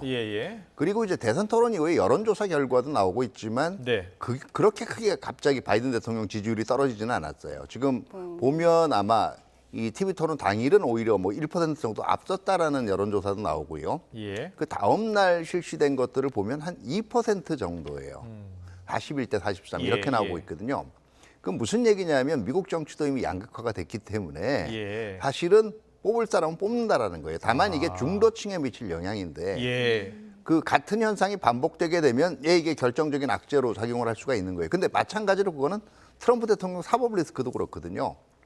지금 이미 5, 6월에 이슈가 됐던 그 성추문 리스크 같은 경우에 7월에 지금 확정 선고가 이루어질 예정이고요. 그리고 이제 지금 이 임기 중에 있었던 각종 행위들의 면책 특권 논란도 지금 다시 한번 7월 중에 지금 부각이 될 예정이기 때문에 얼마만큼 여기에 대해서 제대로 된 대응을 하느냐가 남아 있는 거고요. 사실은 TV 토론 내용들을 보면 이게 트럼프 대통령이 압승을 했다기보다는 바이든 대통령이 너무 못한 거고요. 그런데 미국에서는 실제로 많은 언론에서 교체론 이야기를 하고 있다고 하던데요. 그리고 교체론 이야기가 나오고 어떻게 교체가 될 수 있을까, 또 민주당에 어떤 후보들이 있을까라는 보도까지 나오고 있는데요. 네, 그만큼 이제 지금 바이든 대통령이 보여주고 있는 나약함이라든가 이 연령 변수라는 게 이게 일시적으로 나타난 게 아니라 이게 앞으로도 지금 계속 반복될 수 있다는 위기감이 있는 거고요. 사실은 제가 보기에는 5, 6월에 사법 리스크가 트럼프 대통령 사법 리스크가 있을 때 정상적인 현직자라면 이미 벌써 여론상 상당히 따돌리고 있어야 돼요. 근데 그만큼 바이든 대통령의 직무 수행에 대해서 불안감을 가지고 있는 쪽이 많다 보니까 아마 진보 언론들 중심으로 이래서는 안 된다라는 얘기도 나오고 뉴욕타임스라든가 이런 데 지금 사설도 나오고 있거든요. 그렇죠. 반반이라고 봐요. 하나는 이대로는 안 된다라는 정말 위기의식도 있는 거고요. 두 번째는 결국은 이게 11월 5일로 예정된 이 대선이 되면 지금은 새로 표를 어떻게 끌어오는가 보다는 이 참여율, 그다음에 얼마만큼 지금 여전히 확신을 가지고 있지 못하는 각 당 지지의 성향표를 끌어오느냐에 있거든요. 사실 그걸 독려하는 의미도 있다고 봐요. 알겠습니다. 그런데 미국 유권자의 72%가 바이든이 출마하지 말아야 한다 이렇게 말했다는 조사 결과도 나왔는데요. 실제로 후보를 교체할 수 있긴 있는 건가요? 이론적으로는 교체를 할 수가 있어요. 지금 8월 19일로 예정된 민주당 전당대회 이전까지 바이든 대통령이 만약에 나는 이제 지금 후보 선출을 원하지 않는다 사퇴를 하게 되면 지금 이 미국의 양당에서 후보를 확정하는 방식도 대통령 선거 본선 방식이랑 동일합니다. 그러니까 각 이 줄을 돌면서 경선을 해서 자기한테 투표해줄 선거인단을 확보하는 거거든요. 근데 가령 내가 바이든 대통령을 지지하는 선거인단으로 뽑혔다라고 해도 실제로 전당대회에서 반드시 바이든 대통령한테 투표하지 않아도 돼요. 그렇죠. 그렇기 때문에 대체 후보자가 정해진다면 그 후보한테 이론적으로 투표하면 되거든요. 그렇기 때문에 후보 교체가 이론적으로는 가능한 건데 문제는 이제 와서 각 주의 주별 경선을 다시 할 수는 없단 말이에요. 그러면 누가 되느냐에 따라서 이 사람의 정통성 논란이 일 수가 있는 거죠. 알겠습니다. 그런데 미국 언론들은 아내인 질 바이든 여사의 역할이 가장 크다. 그러니까 과연 질 바이든 여사가 계속해서 바이든 대통령을 밀 것이냐 아니냐에 따라서 또 달라질 수 있다라고 하던데요. 네, 지금 제가 볼 때는 이 질 바이든 여사하고 바이든 현 대통령의 관계가 뭐 단순한 이제 이 부부간의 관계뿐만 아니라 여러 가지 조언을 지금 실질적으로 해준 관계였기도 하고요. 그러기 때문에 아무래도 옆에서 지켜보기 때문에 가장 잘할 거예요. 만약에 이 바이든 여사까지 만약에 이 사퇴를 권고를 하게 되면 이때는 좀 심하게 생각을 해볼 수가 있을 텐데 제가 볼 때는 아마 질 바이든 여사가 지금 와서 이제는 중단해야 된다라는 얘기를 무슨 결정적인 어떤 징후가 보이지 않는 이상 뭐 정말 건강이 급격스럽게 더 악화가 됐다든가 하는 게 아닌 이상 최근까지는 투표라는 문구가 적힌 원피스도 입고 나오고 해서 계속해서 바이든 사퇴 가능성은 없다라고 일축하고 있는 것 같아요. 제가 볼 땐 그 방향으로 갈 거예요. 그 방향으로 문제는 이제 앞으로 남은 7월에 각종 이제 이 선거 운동 일정에서 1차 TV 토론에서의 어떤 노소함이라든가 이런 것을 일축할 만한 모습을 얼마만큼 보여줄 수 있느냐. 이게 중요한 관건이죠. 뭐 이번 주말에 캠프 데이비드의 모여갖고 가족회의도 했다고 하는데요. 뭐 정면 돌파를 택한 거겠죠, 아직까지는? 그렇죠. 제가 보기에는 아마 경선을 지속하는 걸로 지금 아마 선택을 할 겁니다. 그리고 왜냐하면 지금 계속 후보 사퇴론이 나오고 있지만은요. 만약에 이런 경우에요. 갑자기 혜성처럼 누가 지금 떠올라서 뭐 이 후보면은 당연히 트럼프 전 대통령을 누를 수 있다라고 확정되면 이거는 아마 사퇴 압박은 더 높아지겠죠. 근데 후보를 교체했다 그래서 바이든 대통령만큼의 승부를 벌일 수 있다는 보장이 지금 없거든요. 그렇다면 이미 민주당 경선에서 아무리 현직 대통령이라고 해도 바이든 대통령이 그렇게 독주를 할 수가 없었어요. 그렇군요. 해리스 부통령 출마 가능성 이야기가 나왔었는데 해리스 부통령 후보 지지율이 좀 낮더라고요. 낮기도 하고요. 지금 뭐 과거에 바이든 대통령 이전에 이제 경선에 나섰던 힐러리 클린턴 미 전 국무장관이자 영부인이었죠. 예에서 보는 바와 같이 사실은 여전히 미국 사회가 여성 대통령을 받아들일 준비가 돼 있느냐 이게 첫 번째 의문을 제기를 해봐야 되고요. 두 번째는 실질적인 직무 능력에서 그만큼 바이든 대통령을 대체할 능력이 있느냐에 대한 또 논란들이에요. 그렇군요. 그러니까 단순히 러닝메이트로 그냥 부통령 지휘자로서는 여러 가지 인종 간 화합이라든가 이런 측면에서는 적합하지만 과연 바이든 대통령이 무슨 일이 있었을 때 지금 뭐 노세 당선이 된다라고 해도 중간에 직무를 수행할 수 없을 때 그에 대한 인물로 적합하느냐에 대해서 부통령 자격 논란 자체가 있었기 때문에 제가 볼 땐 카밀라 해리스가 대체 후보로 선출될 가능성은 그렇게 많지 않다라고 봅니다. 그런데 뭐 토론에서 승리했다고 여겨지는 트럼프 말씀하신 사법 리스크가 있잖아요. 그런데 또 사법 리스크뿐만 아니라 팩트 체크 작업에서 거짓 주장을 더 많이 했다 이런 보도도 나오고 있는데요. 이런 것도 별로 영향을 미치지 않는다고 보시는 건가요? 그게 부각이 안 되는 이유 중에 하나는 제가 아까 말씀을 드렸잖아요. 참패를 했는데도 불구하고 지지율이 그렇게 많이 안 내려가는 이유는 이게 전통적인 강점으로 인식이 됐는데 그게 아니라는 게 입증이 된 게 아니라 전통적인 약점으로 되던 부분이 한 번 더 확인이 된 거예요. 물론 반복되면 문제가 되겠지만요. 트럼프 대통령 같은 경우에도 사실을 왜곡하거나 때론 거짓을 얘기하는 별로 가책이 없는 인물이란 평판이 있기 때문에 지지자들 입장에서는 별로 뭐 그게 아무런 문제가 없는 거고요. 반대하는 입장에서 또 그랬구나 하는 정도인데 이것도 만약에 반복이 되면 그리고 또 하나가 만약에 TV 토론이나 과정에서 2000년처럼 바이든 대통령이 총기를 찾아서 그걸 정확하게 그리고 알기 쉬운 용어로 지적을 해낼 수가 있다면 네. 뭐 이것도 이제 앞으로는 작용을 하겠죠. 알겠습니다. TV토론이 이제 트럼프 대세론 관련 보도가 있다고 했는데 아직도 TV토론 한 2번 더 남았다면서요? 2번 더 남았고요. 예. 제가 아까 말씀을 드렸지만 4개월밖에 남지 않은 게 아니라 4개월이나 남은 거예요. 예. 그 과정 중에 어떤 변수가 등장할지 아직은 알 수가 없고요. 전문가마다 분석과 전망이 다르더라고요. 네네. 어떤 전문가는 트럼프 대통령이 승리할 가능성이 높다라고 보는 분도 있고 네네. 지금 말씀하신 것처럼 미국도 지금 진보 보수 갈려 있기 때문에 예측 불허다라고 하는 분도 있고요.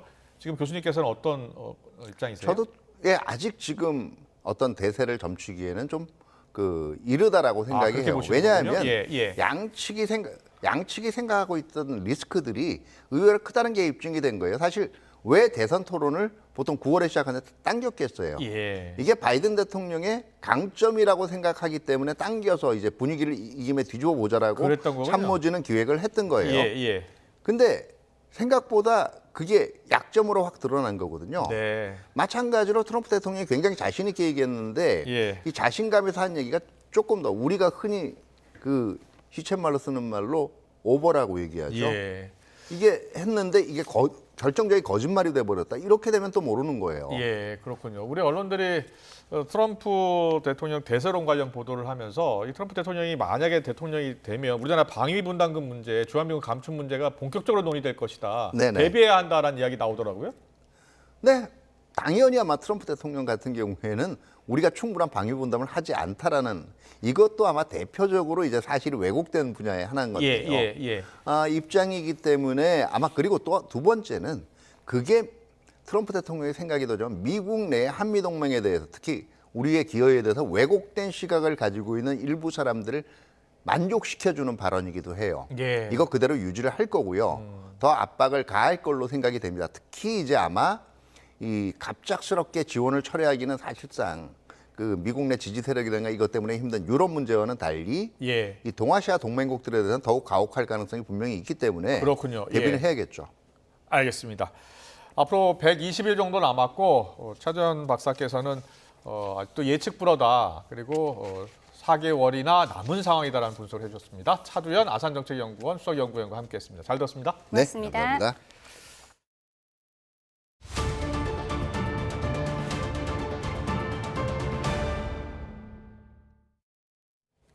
문재인 전 대통령의 부인 김정숙 여사의 해외 순방 관련 의혹을 수사하고 있는 검찰이 국립한글박물관장을 소환했습니다. 서울중앙지검은 오늘 오후 김일환 국립한글박물관장과 다른 직원들을 참고인으로 불러 김 여사가 지난 2018년 10월 프랑스 순방 당시에 착용했던 샤넬 재킷을 기증받은 경위 등을 조사했습니다. 앞서 청와대는 김 여사의 프랑스 순방 당시에 샤넬이 한글 디자인의 재킷을 대여한 뒤에 국립한국박물관에 기증해서 전시했다고 밝힌 바 있습니다.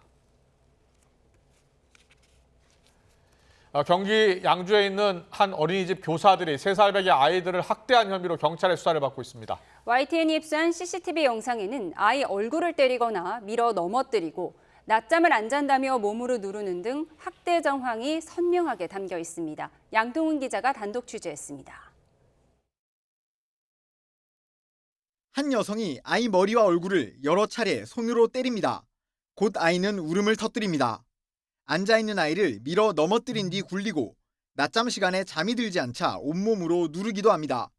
지난달 초 경기 양주에 있는 한 어린이집 3살 반에서 벌어진 일입니다.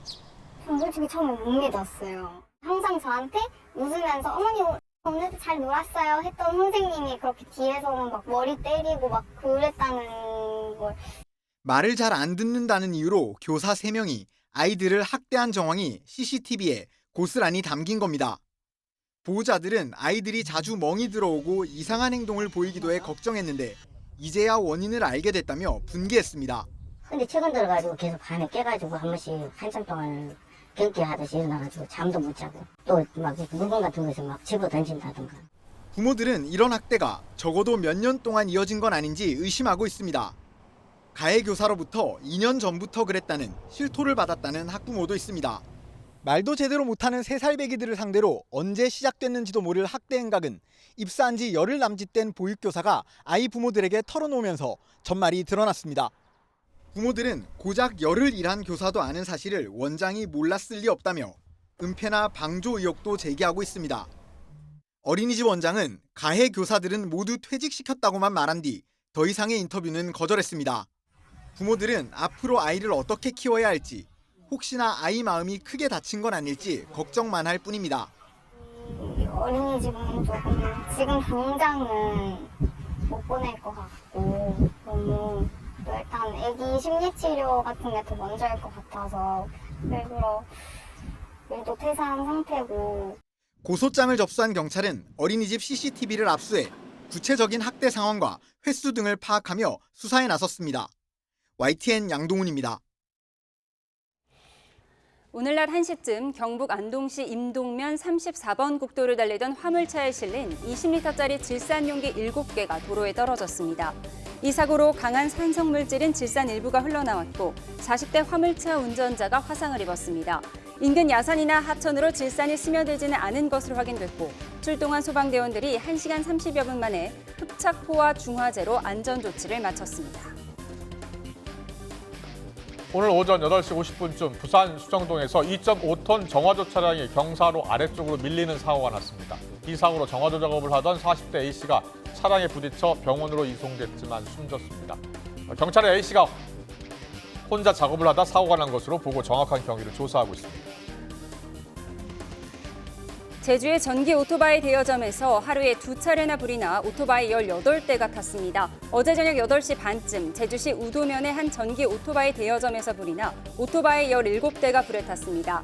이 대여점에서는 앞서 어제 오전 9시에도 화재가 나 오토바이 1대가 탔습니다. 어제 낮 12시 50분쯤 전북 무주군 적상면 돼지 축사에서 불이 나 1시간 만에 꺼졌습니다. 이 불로 축사 2동이 완전히 타고 돼지 940마리가 폐사해서 수목사 추산 3억 3천만 원의 재산 피해가 났습니다. 자신을 무시한다는 생각에 자고 있던 남동생에게 흉기를 휘두른 여성이 경찰에 붙잡혔습니다. 경기 하남경찰서는 살인 미수 등의 혐의로 30대 여성 A씨를 현행범 체포했습니다. A씨는 어제 오전 10시 반쯤 경기 하남시 덕풍동에 있는 아파트 자택에서 남동생인 30대 남성에게 흉기를 휘두른 혐의를 받습니다.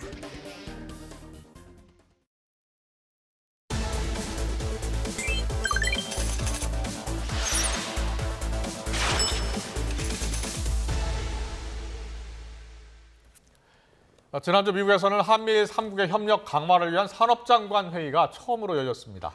네, K반도체 발전을 위한 한미 양국의 반도체 공급망 협력 방안도 논의됐는데요. 국민적 관심이 쏠린 동해가스전 추진 상황까지 미국에서 돌아온 안덕근 산업통상자원부 장관 스튜디오에서 모시고 알아보겠습니다. 어서 오세요. 어서 오십시오. 안녕하십니까. 안녕하세요. 네, 한미일 3국 산업장관 회의가 처음으로 열린 내용을 잠시 뒤에 물어보고요. 네. 오늘 수출 기사가 있었어요. 9개월 연속 수출이 증가세를 보이고 있다고요? 네, 그렇습니다. 예. 저희가 지금 상반기에만 예. 전체 수출이 3,348억 불 정도를 지금 기록을 하고 있습니다. 예.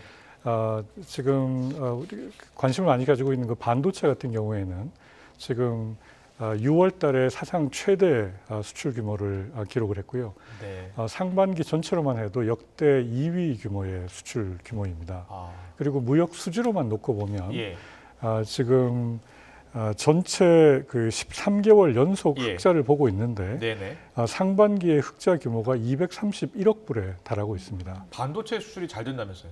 그렇습니다. 예. 지금 아까 말씀드린 것처럼 반도체만 놓고 보면은 6월이 지금 사상 최대 수출 실적을 지금 보이고 있는 상황이라서 6월에 그 수출 규모가 134억 불 정도가 지금 되고 있습니다. 그래서 이런 이 수출 이 실적을 계속 쌓아 나갈 계획입니다. 그렇군요. 좋은 소식인데 이런 수출 플러스 행진이 하반기에도 이어질 수 있을까요? 그렇습니다. 지금 IT 업황이 좋아질 거라고 보고 있고요. 지금 WTO 같은 국제기구에서도 그 하반기에도 글로벌 교역이 계속 확대될 거라고 보고 있습니다. 예. 지금 반도체뿐만이 아니라 그 상반기 수출 사상 최대 실적을 기록을 한 자동차 업종도 수출이 잘 뿐만이 된다면서요. 아니라 예. 지금 주요 품목들이 다 강세를 보이고 있어서 예. 저희가 최대한 노력을 해서 올해 역대 최대 수출 실적을 기록을 해서 우리 예. 경제 성장을 견인을 할 수 있도록 산업계와 최대한 노력을 하도록 하겠습니다. 알겠습니다. 자, 수출이 잘 되면 좋지요. 자, 미국에서 열린 산업장관 회의, 한미일 산업장관 회의가 처음 열린 거예요? 그렇습니다. 예. 그 작년 그 정상회의 계기에 우리 정부가 주도를 해서 이 3국의 산업장관 회의를 처음 저희가 제안을 했고 네. 이번에 열리게 되었습니다. 이 한미일 3국은 각기 양자 간의 산업장관 회의를 가지고 있는데요. 예. 이번에 이 3국이 여러 가지로 시너지를 키울 수 있는 이 나라, 이 세 나라가 예. 이번에 3국 간 산업장관 회의를 제도화하면서 앞으로 협력을 할 수 있는 여러 가지 아주 좋은 기반을 만들었다고 생각을 하고 그렇군요. 있습니다. 앞서 화면에 잠깐 나오던데 어떤 문제를 주로 논의했고 어떤 합의를 이끌어냈습니까? 이번에 이제 1차 회의다 보니 예. 그 경제 안보라든가 그 첨단 산업 협력이라든가 이런 포괄적인 상황에 대해서 사안에 대해서 여러 가지 논의를 했습니다. 예. 앞으로 이제 실무 회의를 통해 가지고 이제 하나하나 우리가 그 내용을 다져 나갈 계획이고요. 예. 앞으로 이 3국 간의 그 공급망이라든가 첨단 기술이라든가 공급망 첨단 기술, 그다음 인력 개발, 예. 뭐 많은 부분에 있어서 이 3국이 서로 시너지를 보이면서 지금 여러 가지로 국제 정세가 좀 불안한 상황에서 네.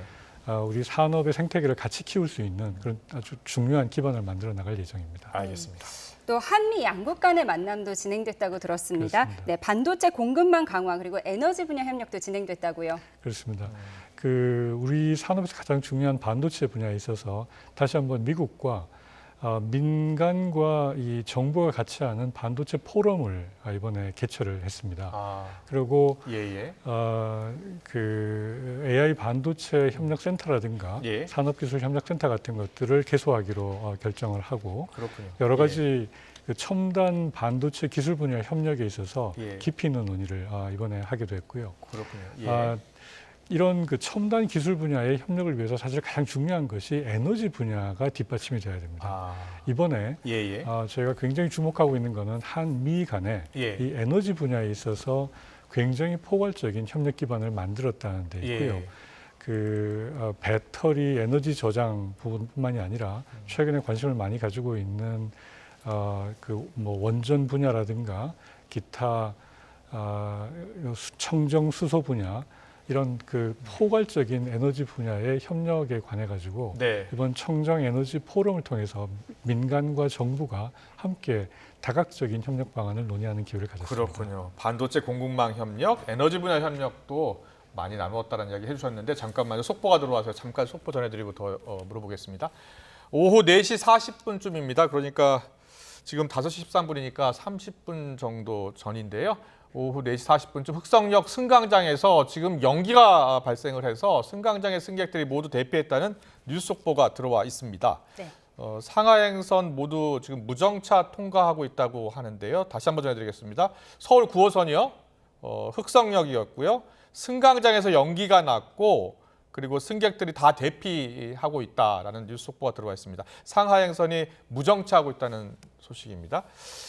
이와 관련해서 지금 뭐 피해 여부가 정확히 다 알려지지는 않았고요. 그리고 왜 연기가 났는지 여부도 확인이 되지 않았습니다. 속보가 들어오면 다시 정리해서 전해드리겠습니다. 네, 한미 간 반도체 공급망 강화 방안 또 이야기했고 에너지 분야 협력도 한다고 했고 한미 경제협력체, 한미일 재개회의 발족도 있던데요. 어떤 내용이에요? 네, 그렇습니다. 이번에 한미일 그 산업장관 회의가 발족된 데 발맞추어 가지고 정부 간에만 이런 대화체가 만들어진 것이 아니라 이 3국의 경제단체, 이 민간 경제단체 간의 협력을 구체화시키기 위해서 민간단체? 네, 그렇습니다. 그래서 일본의 경단련과 미국의 상공회의소, 우리나라의 대한상공회의소가 같이 이번에 이 체계회의를 발족을 했습니다. 그래서 실질적으로 민간에서 어떠한 산업협력을 할 수 있을지 논의를 하고 앞으로 정부의 구체적인 정책 제안 같은 것들을 예, 예. 하게 되면 저희가 받아서 앞으로 이 3국 간의 산업협력을 계속 발전시켜 나갈 계획입니다. 알겠습니다. 예. 네, 장관님 나오셨으니 이 질문을 안 드릴 수가 없는데요. 네, 12월부터 대왕고래에서 탐사 시추가 진행된다고 알고 있는데 투자 유치 및 다른 상황들이 어떻게 진행되고 있는지 궁금합니다. 네, 지금 석유공사가 투자 유치 설명회를 하고 있는 걸로 알고 있고요. 그 글로벌 메이저들이 관심을 보이고 실질적으로 우리가 보여줄 수 있는 자료를 공유를 하면서 어느 정도 규모로 어떻게 투자를 할 수 있을지를 예. 논의를 하고 있는 걸로 알고 있습니다. 아, 그래요? 예, 저희가 조만간에 이런 것들이 정리가 되면 예. 발표를 할 수 있도록 저희가 준비를 하겠습니다. 아, 그렇군요. 지금 투자하겠다는 문의가 계속 들어오고 네, 있다고요? 그렇습니다. 예, 네, 예. 지금 상당히 많은 그 기업들이 문의를 하고 있고 예. 저희가 그중에 이제 석유공사가 구체적으로 선정을 해서 그 실질적인 투자 논의를 하게 되려 그러면은 그 자료를 좀 공개를 해야 되는 게 있습니다. 그래서 예. 이제 구체적으로 어떤 기업에 우리가 어느 정도의 자료를 예. 보여줄지를 결정을 해서 네. 구체적인 투자 계획에 대해서 아마 논의를 하게 될 걸로 좋은 결과가 있었으면 좋겠네요. 알고 있습니다. 예, 예. 자, 마지막으로 질문 드리려고 하는데요. 산유국 꿈 이뤘으면 좋겠잖아요. 모든 국민들이 기대하고 있고요. 자, 국내 자원 개발의 필요성에 대해서 주무부처 장관으로서 어떻게 생각을 하십니까? 아까 제가 이제 수출에 대해서 말씀을 드렸는데 예. 우리나라가 수입을 하고 있는 4대 품목 중에 1위, 3위, 4위 품목이 석유, 가스, 석유 제품입니다. 아, 그렇군요. 그만큼 우리나라는 모든 이 에너지 자원을 예. 수입에 의존을 하고 있는 나라입니다. 예. 그만큼 그 자원 안보가 중요한 나라인데요. 지금 우리 바로 곁에 있는 중국과 일본은 4만 8천 개의 시추공과 한 800개의 시추공을 가지고 주변에 있는 그 자국의 이런 그 자원 탐사에 나서고 있는 상황입니다. 예. 우리나라가 지금 50개에서 70개 정도 그 시추공을 가지고 탐사를 하고 있어서 앞으로 조금 더 예. 적극적으로 우리 땅에 이 자원이 뭐가 있는지를 예. 개발을 하고 그 에너지 자원, 그 자원 안보 차원에서 가장 안정적인 자원이기 때문에 우리가 객관적인 자료를 토대로 해서 우리의 자원 안보를 강화시킬 수 있는 방안을 계속 강구해 나가겠습니다. 네, 알겠습니다. 잘 들었습니다. 지금까지 안덕근 산업통상자원부 장관과 함께했습니다. 잘 들었습니다. 고맙습니다. 고맙습니다. 감사합니다. 네, 오늘의 경제픽 잠시 후 유한원 기자와 함께할 텐데요. 먼저 영상으로 첫 번째 경제픽 만나보겠습니다.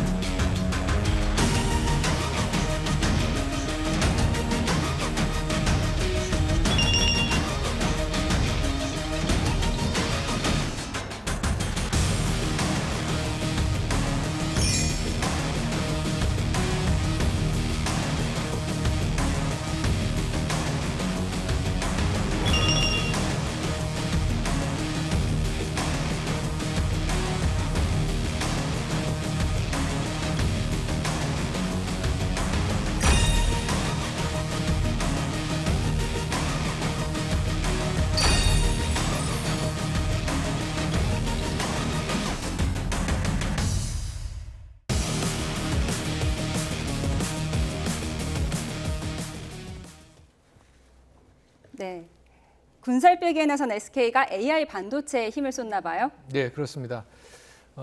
SK가 그 지난주 금요일과 토요일 1박 2일로 경영 전략 회의를 열었습니다. 지금 미국 출장 중인 최태원 회장은 이제 화상 회의로 참여를 했는데요.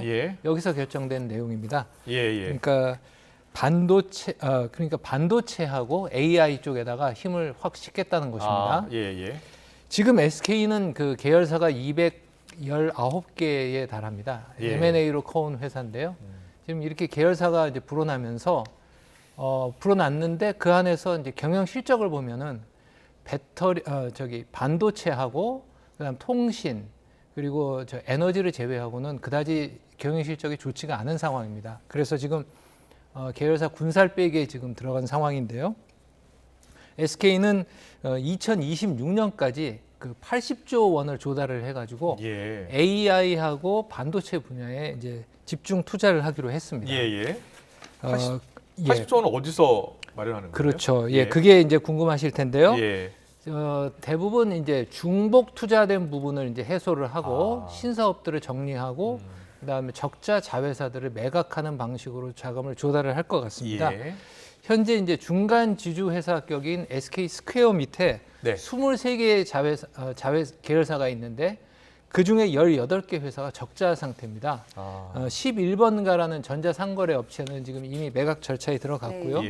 배터리 회사인 SKO는 지금 적자 상태인데 임원들이 뭐 임금을 동결하는 그런 비상경영 체제에 들어갔습니다. 지금 계열사들 중에서 뭐 합병을 한다든지 매각을 한다든지 이런 얘기들이 지금 난무한 그런 상황입니다. 그렇군요.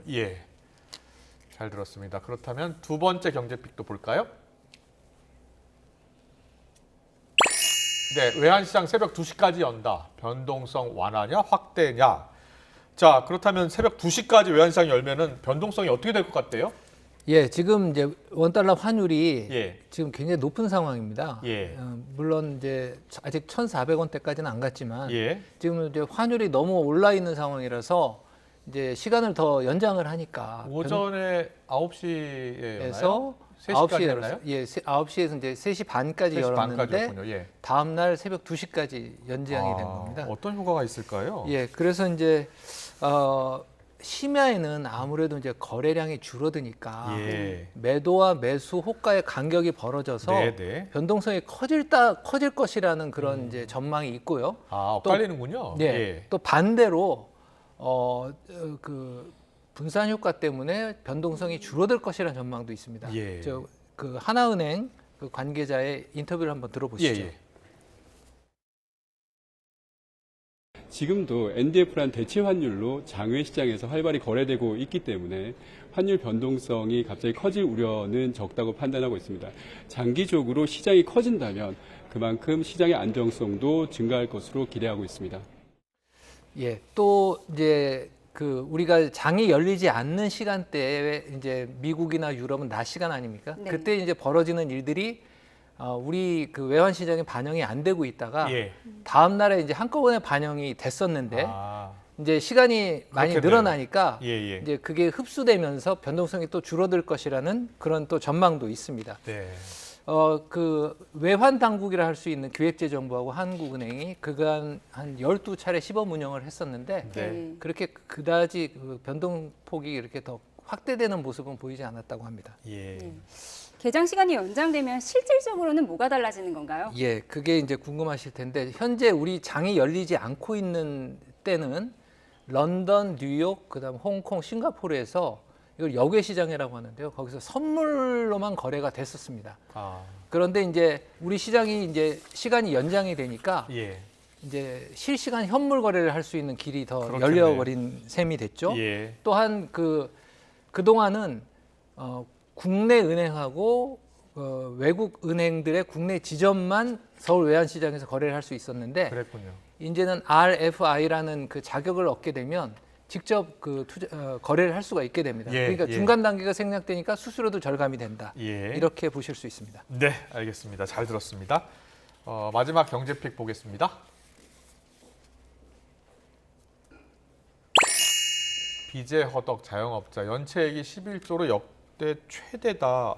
자영업자들이 정말 어렵게 지금 경영활동하고 있나 봐요. 물론 대기업들도 앞서 SK 말씀을 드렸지만은 대기업도 힘든 상황이지만 자영업자들은 더 힘든 상황이죠. 고금리에다가 내수가 이제 부진하면서 이런 어려움을 겪고 있는데요. 준비된 자료를 보면서 말씀드리겠습니다. 1분기 기준으로 봤을 때 작년 1분기에 이제 10조 8천억이니까 이제 11조가 됐거든요. 연체액이. 그런데 이제 그동안 얼마나 증가됐느냐를 보면 이제 작년 1분기에 이제 2조 2천억, 그다음 2분기, 3분기에 1조 원, 그다음에 4분기에 이제 그 1천억 원이 이제 증가를 했는데 이번에는 2조 4천억 원이 증가를 했습니다. 석 달 사이에. 그러니까 지금 굉장히 그 가파른 이제 증가세를 보이고 있는 거죠. 제가 이제 이런 연체에 시달리다가 새 출발 기금이라는 그 채무 재조정 프로그램을 통해 가지고 지금 재기를 노리고 계시는 한 분을 제가 만나뵌 적이 있는데요. 인터뷰를 한번 들어보시죠. 현금이 들지 않으니까 인건비도 줄 수 없어서 올해 7년 동안 일했던 친구를 떠나보내야 했던 것, 그리고 전세를 빼서라도 대출금을 갚아야 되니까 집을 줄여서 이제 원룸으로 가야 했었는데, 이제 같이 함께하는 가족들 거취 문제도 고민이 많이 됐었습니다. 예, 문제는 이제 이런 자영업자들의 연체가 앞으로도 더 늘어날 가능성이 그러니까요. 크다는 겁니다. 예. 그래서 한국은행도 그 최근에 그 금융안정 보고서를 발간을 하면서 그 안에서 이제 이런 분들을 위한 새 출발 기금과 같은 채무 재조정 프로그램을 통해 가지고 이분들의 연체 부담을 좀 줄이려는 그런 노력이 필요하다, 이런 얘기를 조언을 한 바가 있습니다. 네, 채무 재조정 프로그램, 새 출발 기금, 채무 재조정 좀 적극적으로 해야 될 것 같고요. 정부도 적극적으로 좀 뒷받침을 해야 될 것 같습니다. 오늘 여기까지 듣겠습니다. 경제부 유한홍 기자와 함께했습니다. 고맙습니다. 고맙습니다.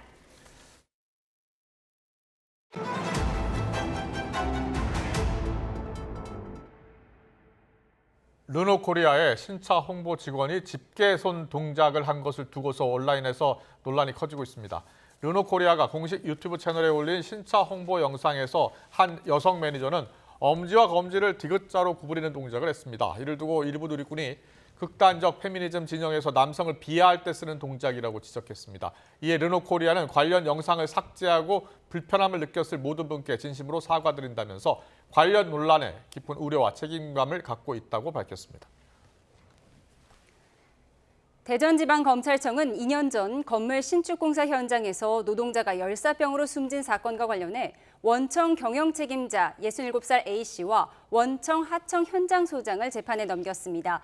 이들은 폭염 속에서 근무하는 노동자에게 규정에 따라 제공해야 할 휴식 시간과 장소, 음료를 제공하지 않은 혐의를 받습니다.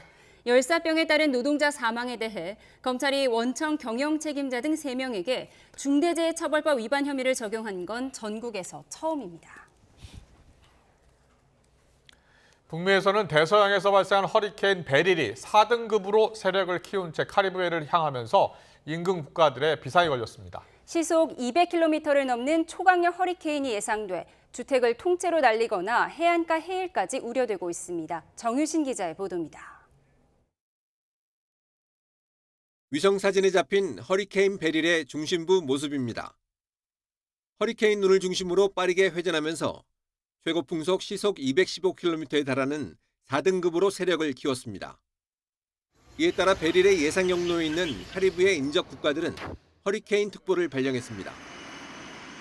식료 품종과 주유소마다 비상식량을 구입하고 기름을 넣기 위해 길게 줄이 늘어섰습니다.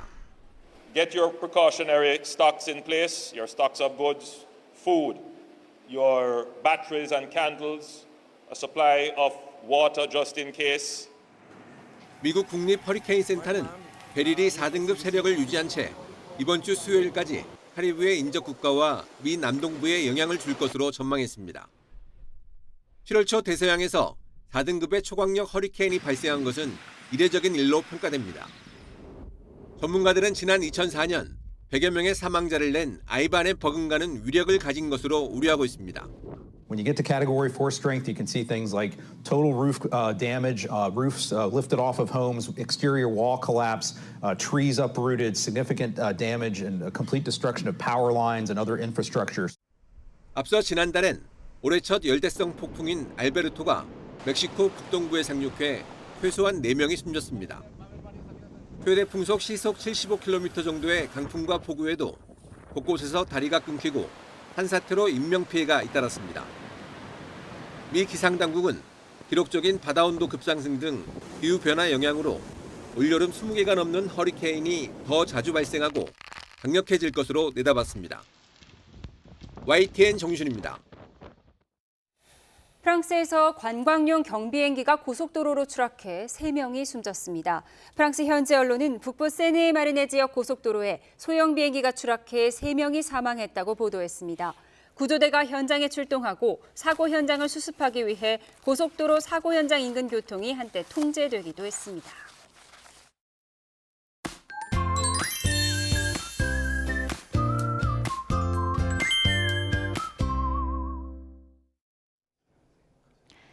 오늘 서울 등 내륙 지방은 장마가 소강 상태를 보이며 맑고 더운 날씨가 이어졌습니다. 하지만 내일은 다시 정체전선이 북상하겠고 전국에 돌풍과 벼락을 동반한 매우 강한 비가 내리겠는데요. 현재 레이더 화면을 보면 제주도에는 오락가락 장맛비가 이어지고 있습니다. 앞으로 장마전선이 북상하면서 내륙 곳곳으로 비구름이 확대하겠습니다. 내일까지 중부와 제주도의 많은 곳은 150mm 이상, 남부지방에도 100mm가 넘는 큰 비가 내리겠고요. 해안가를 중심으로는 바람까지 강하게 불겠습니다. 밤사이에는 곳곳에 열대야 수준의 밤더위도 나타나겠습니다. 내일 서울 아침 기온은 24도, 대전은 23도, 대구도 23도로 출발하겠습니다. 한낮에는 흐리고 비가 내리면서 어제보다 기온이 내려가겠지만 습도가 높아서 후텁지근하겠는데요. 내일 서울 낮 기온은 25도, 대전은 29도, 부산은 26도로 예상되고 있습니다. 이번 비는 수요일 오전에 대부분 그치겠지만 이후에도 장마전선이 남북을 오르내리면서 많은 비를 뿌리겠습니다. 지금까지 날씨 정보였습니다. 네, 월요일 뉴스원은 여기서 마치겠습니다. 시청해주신 여러분 고맙습니다.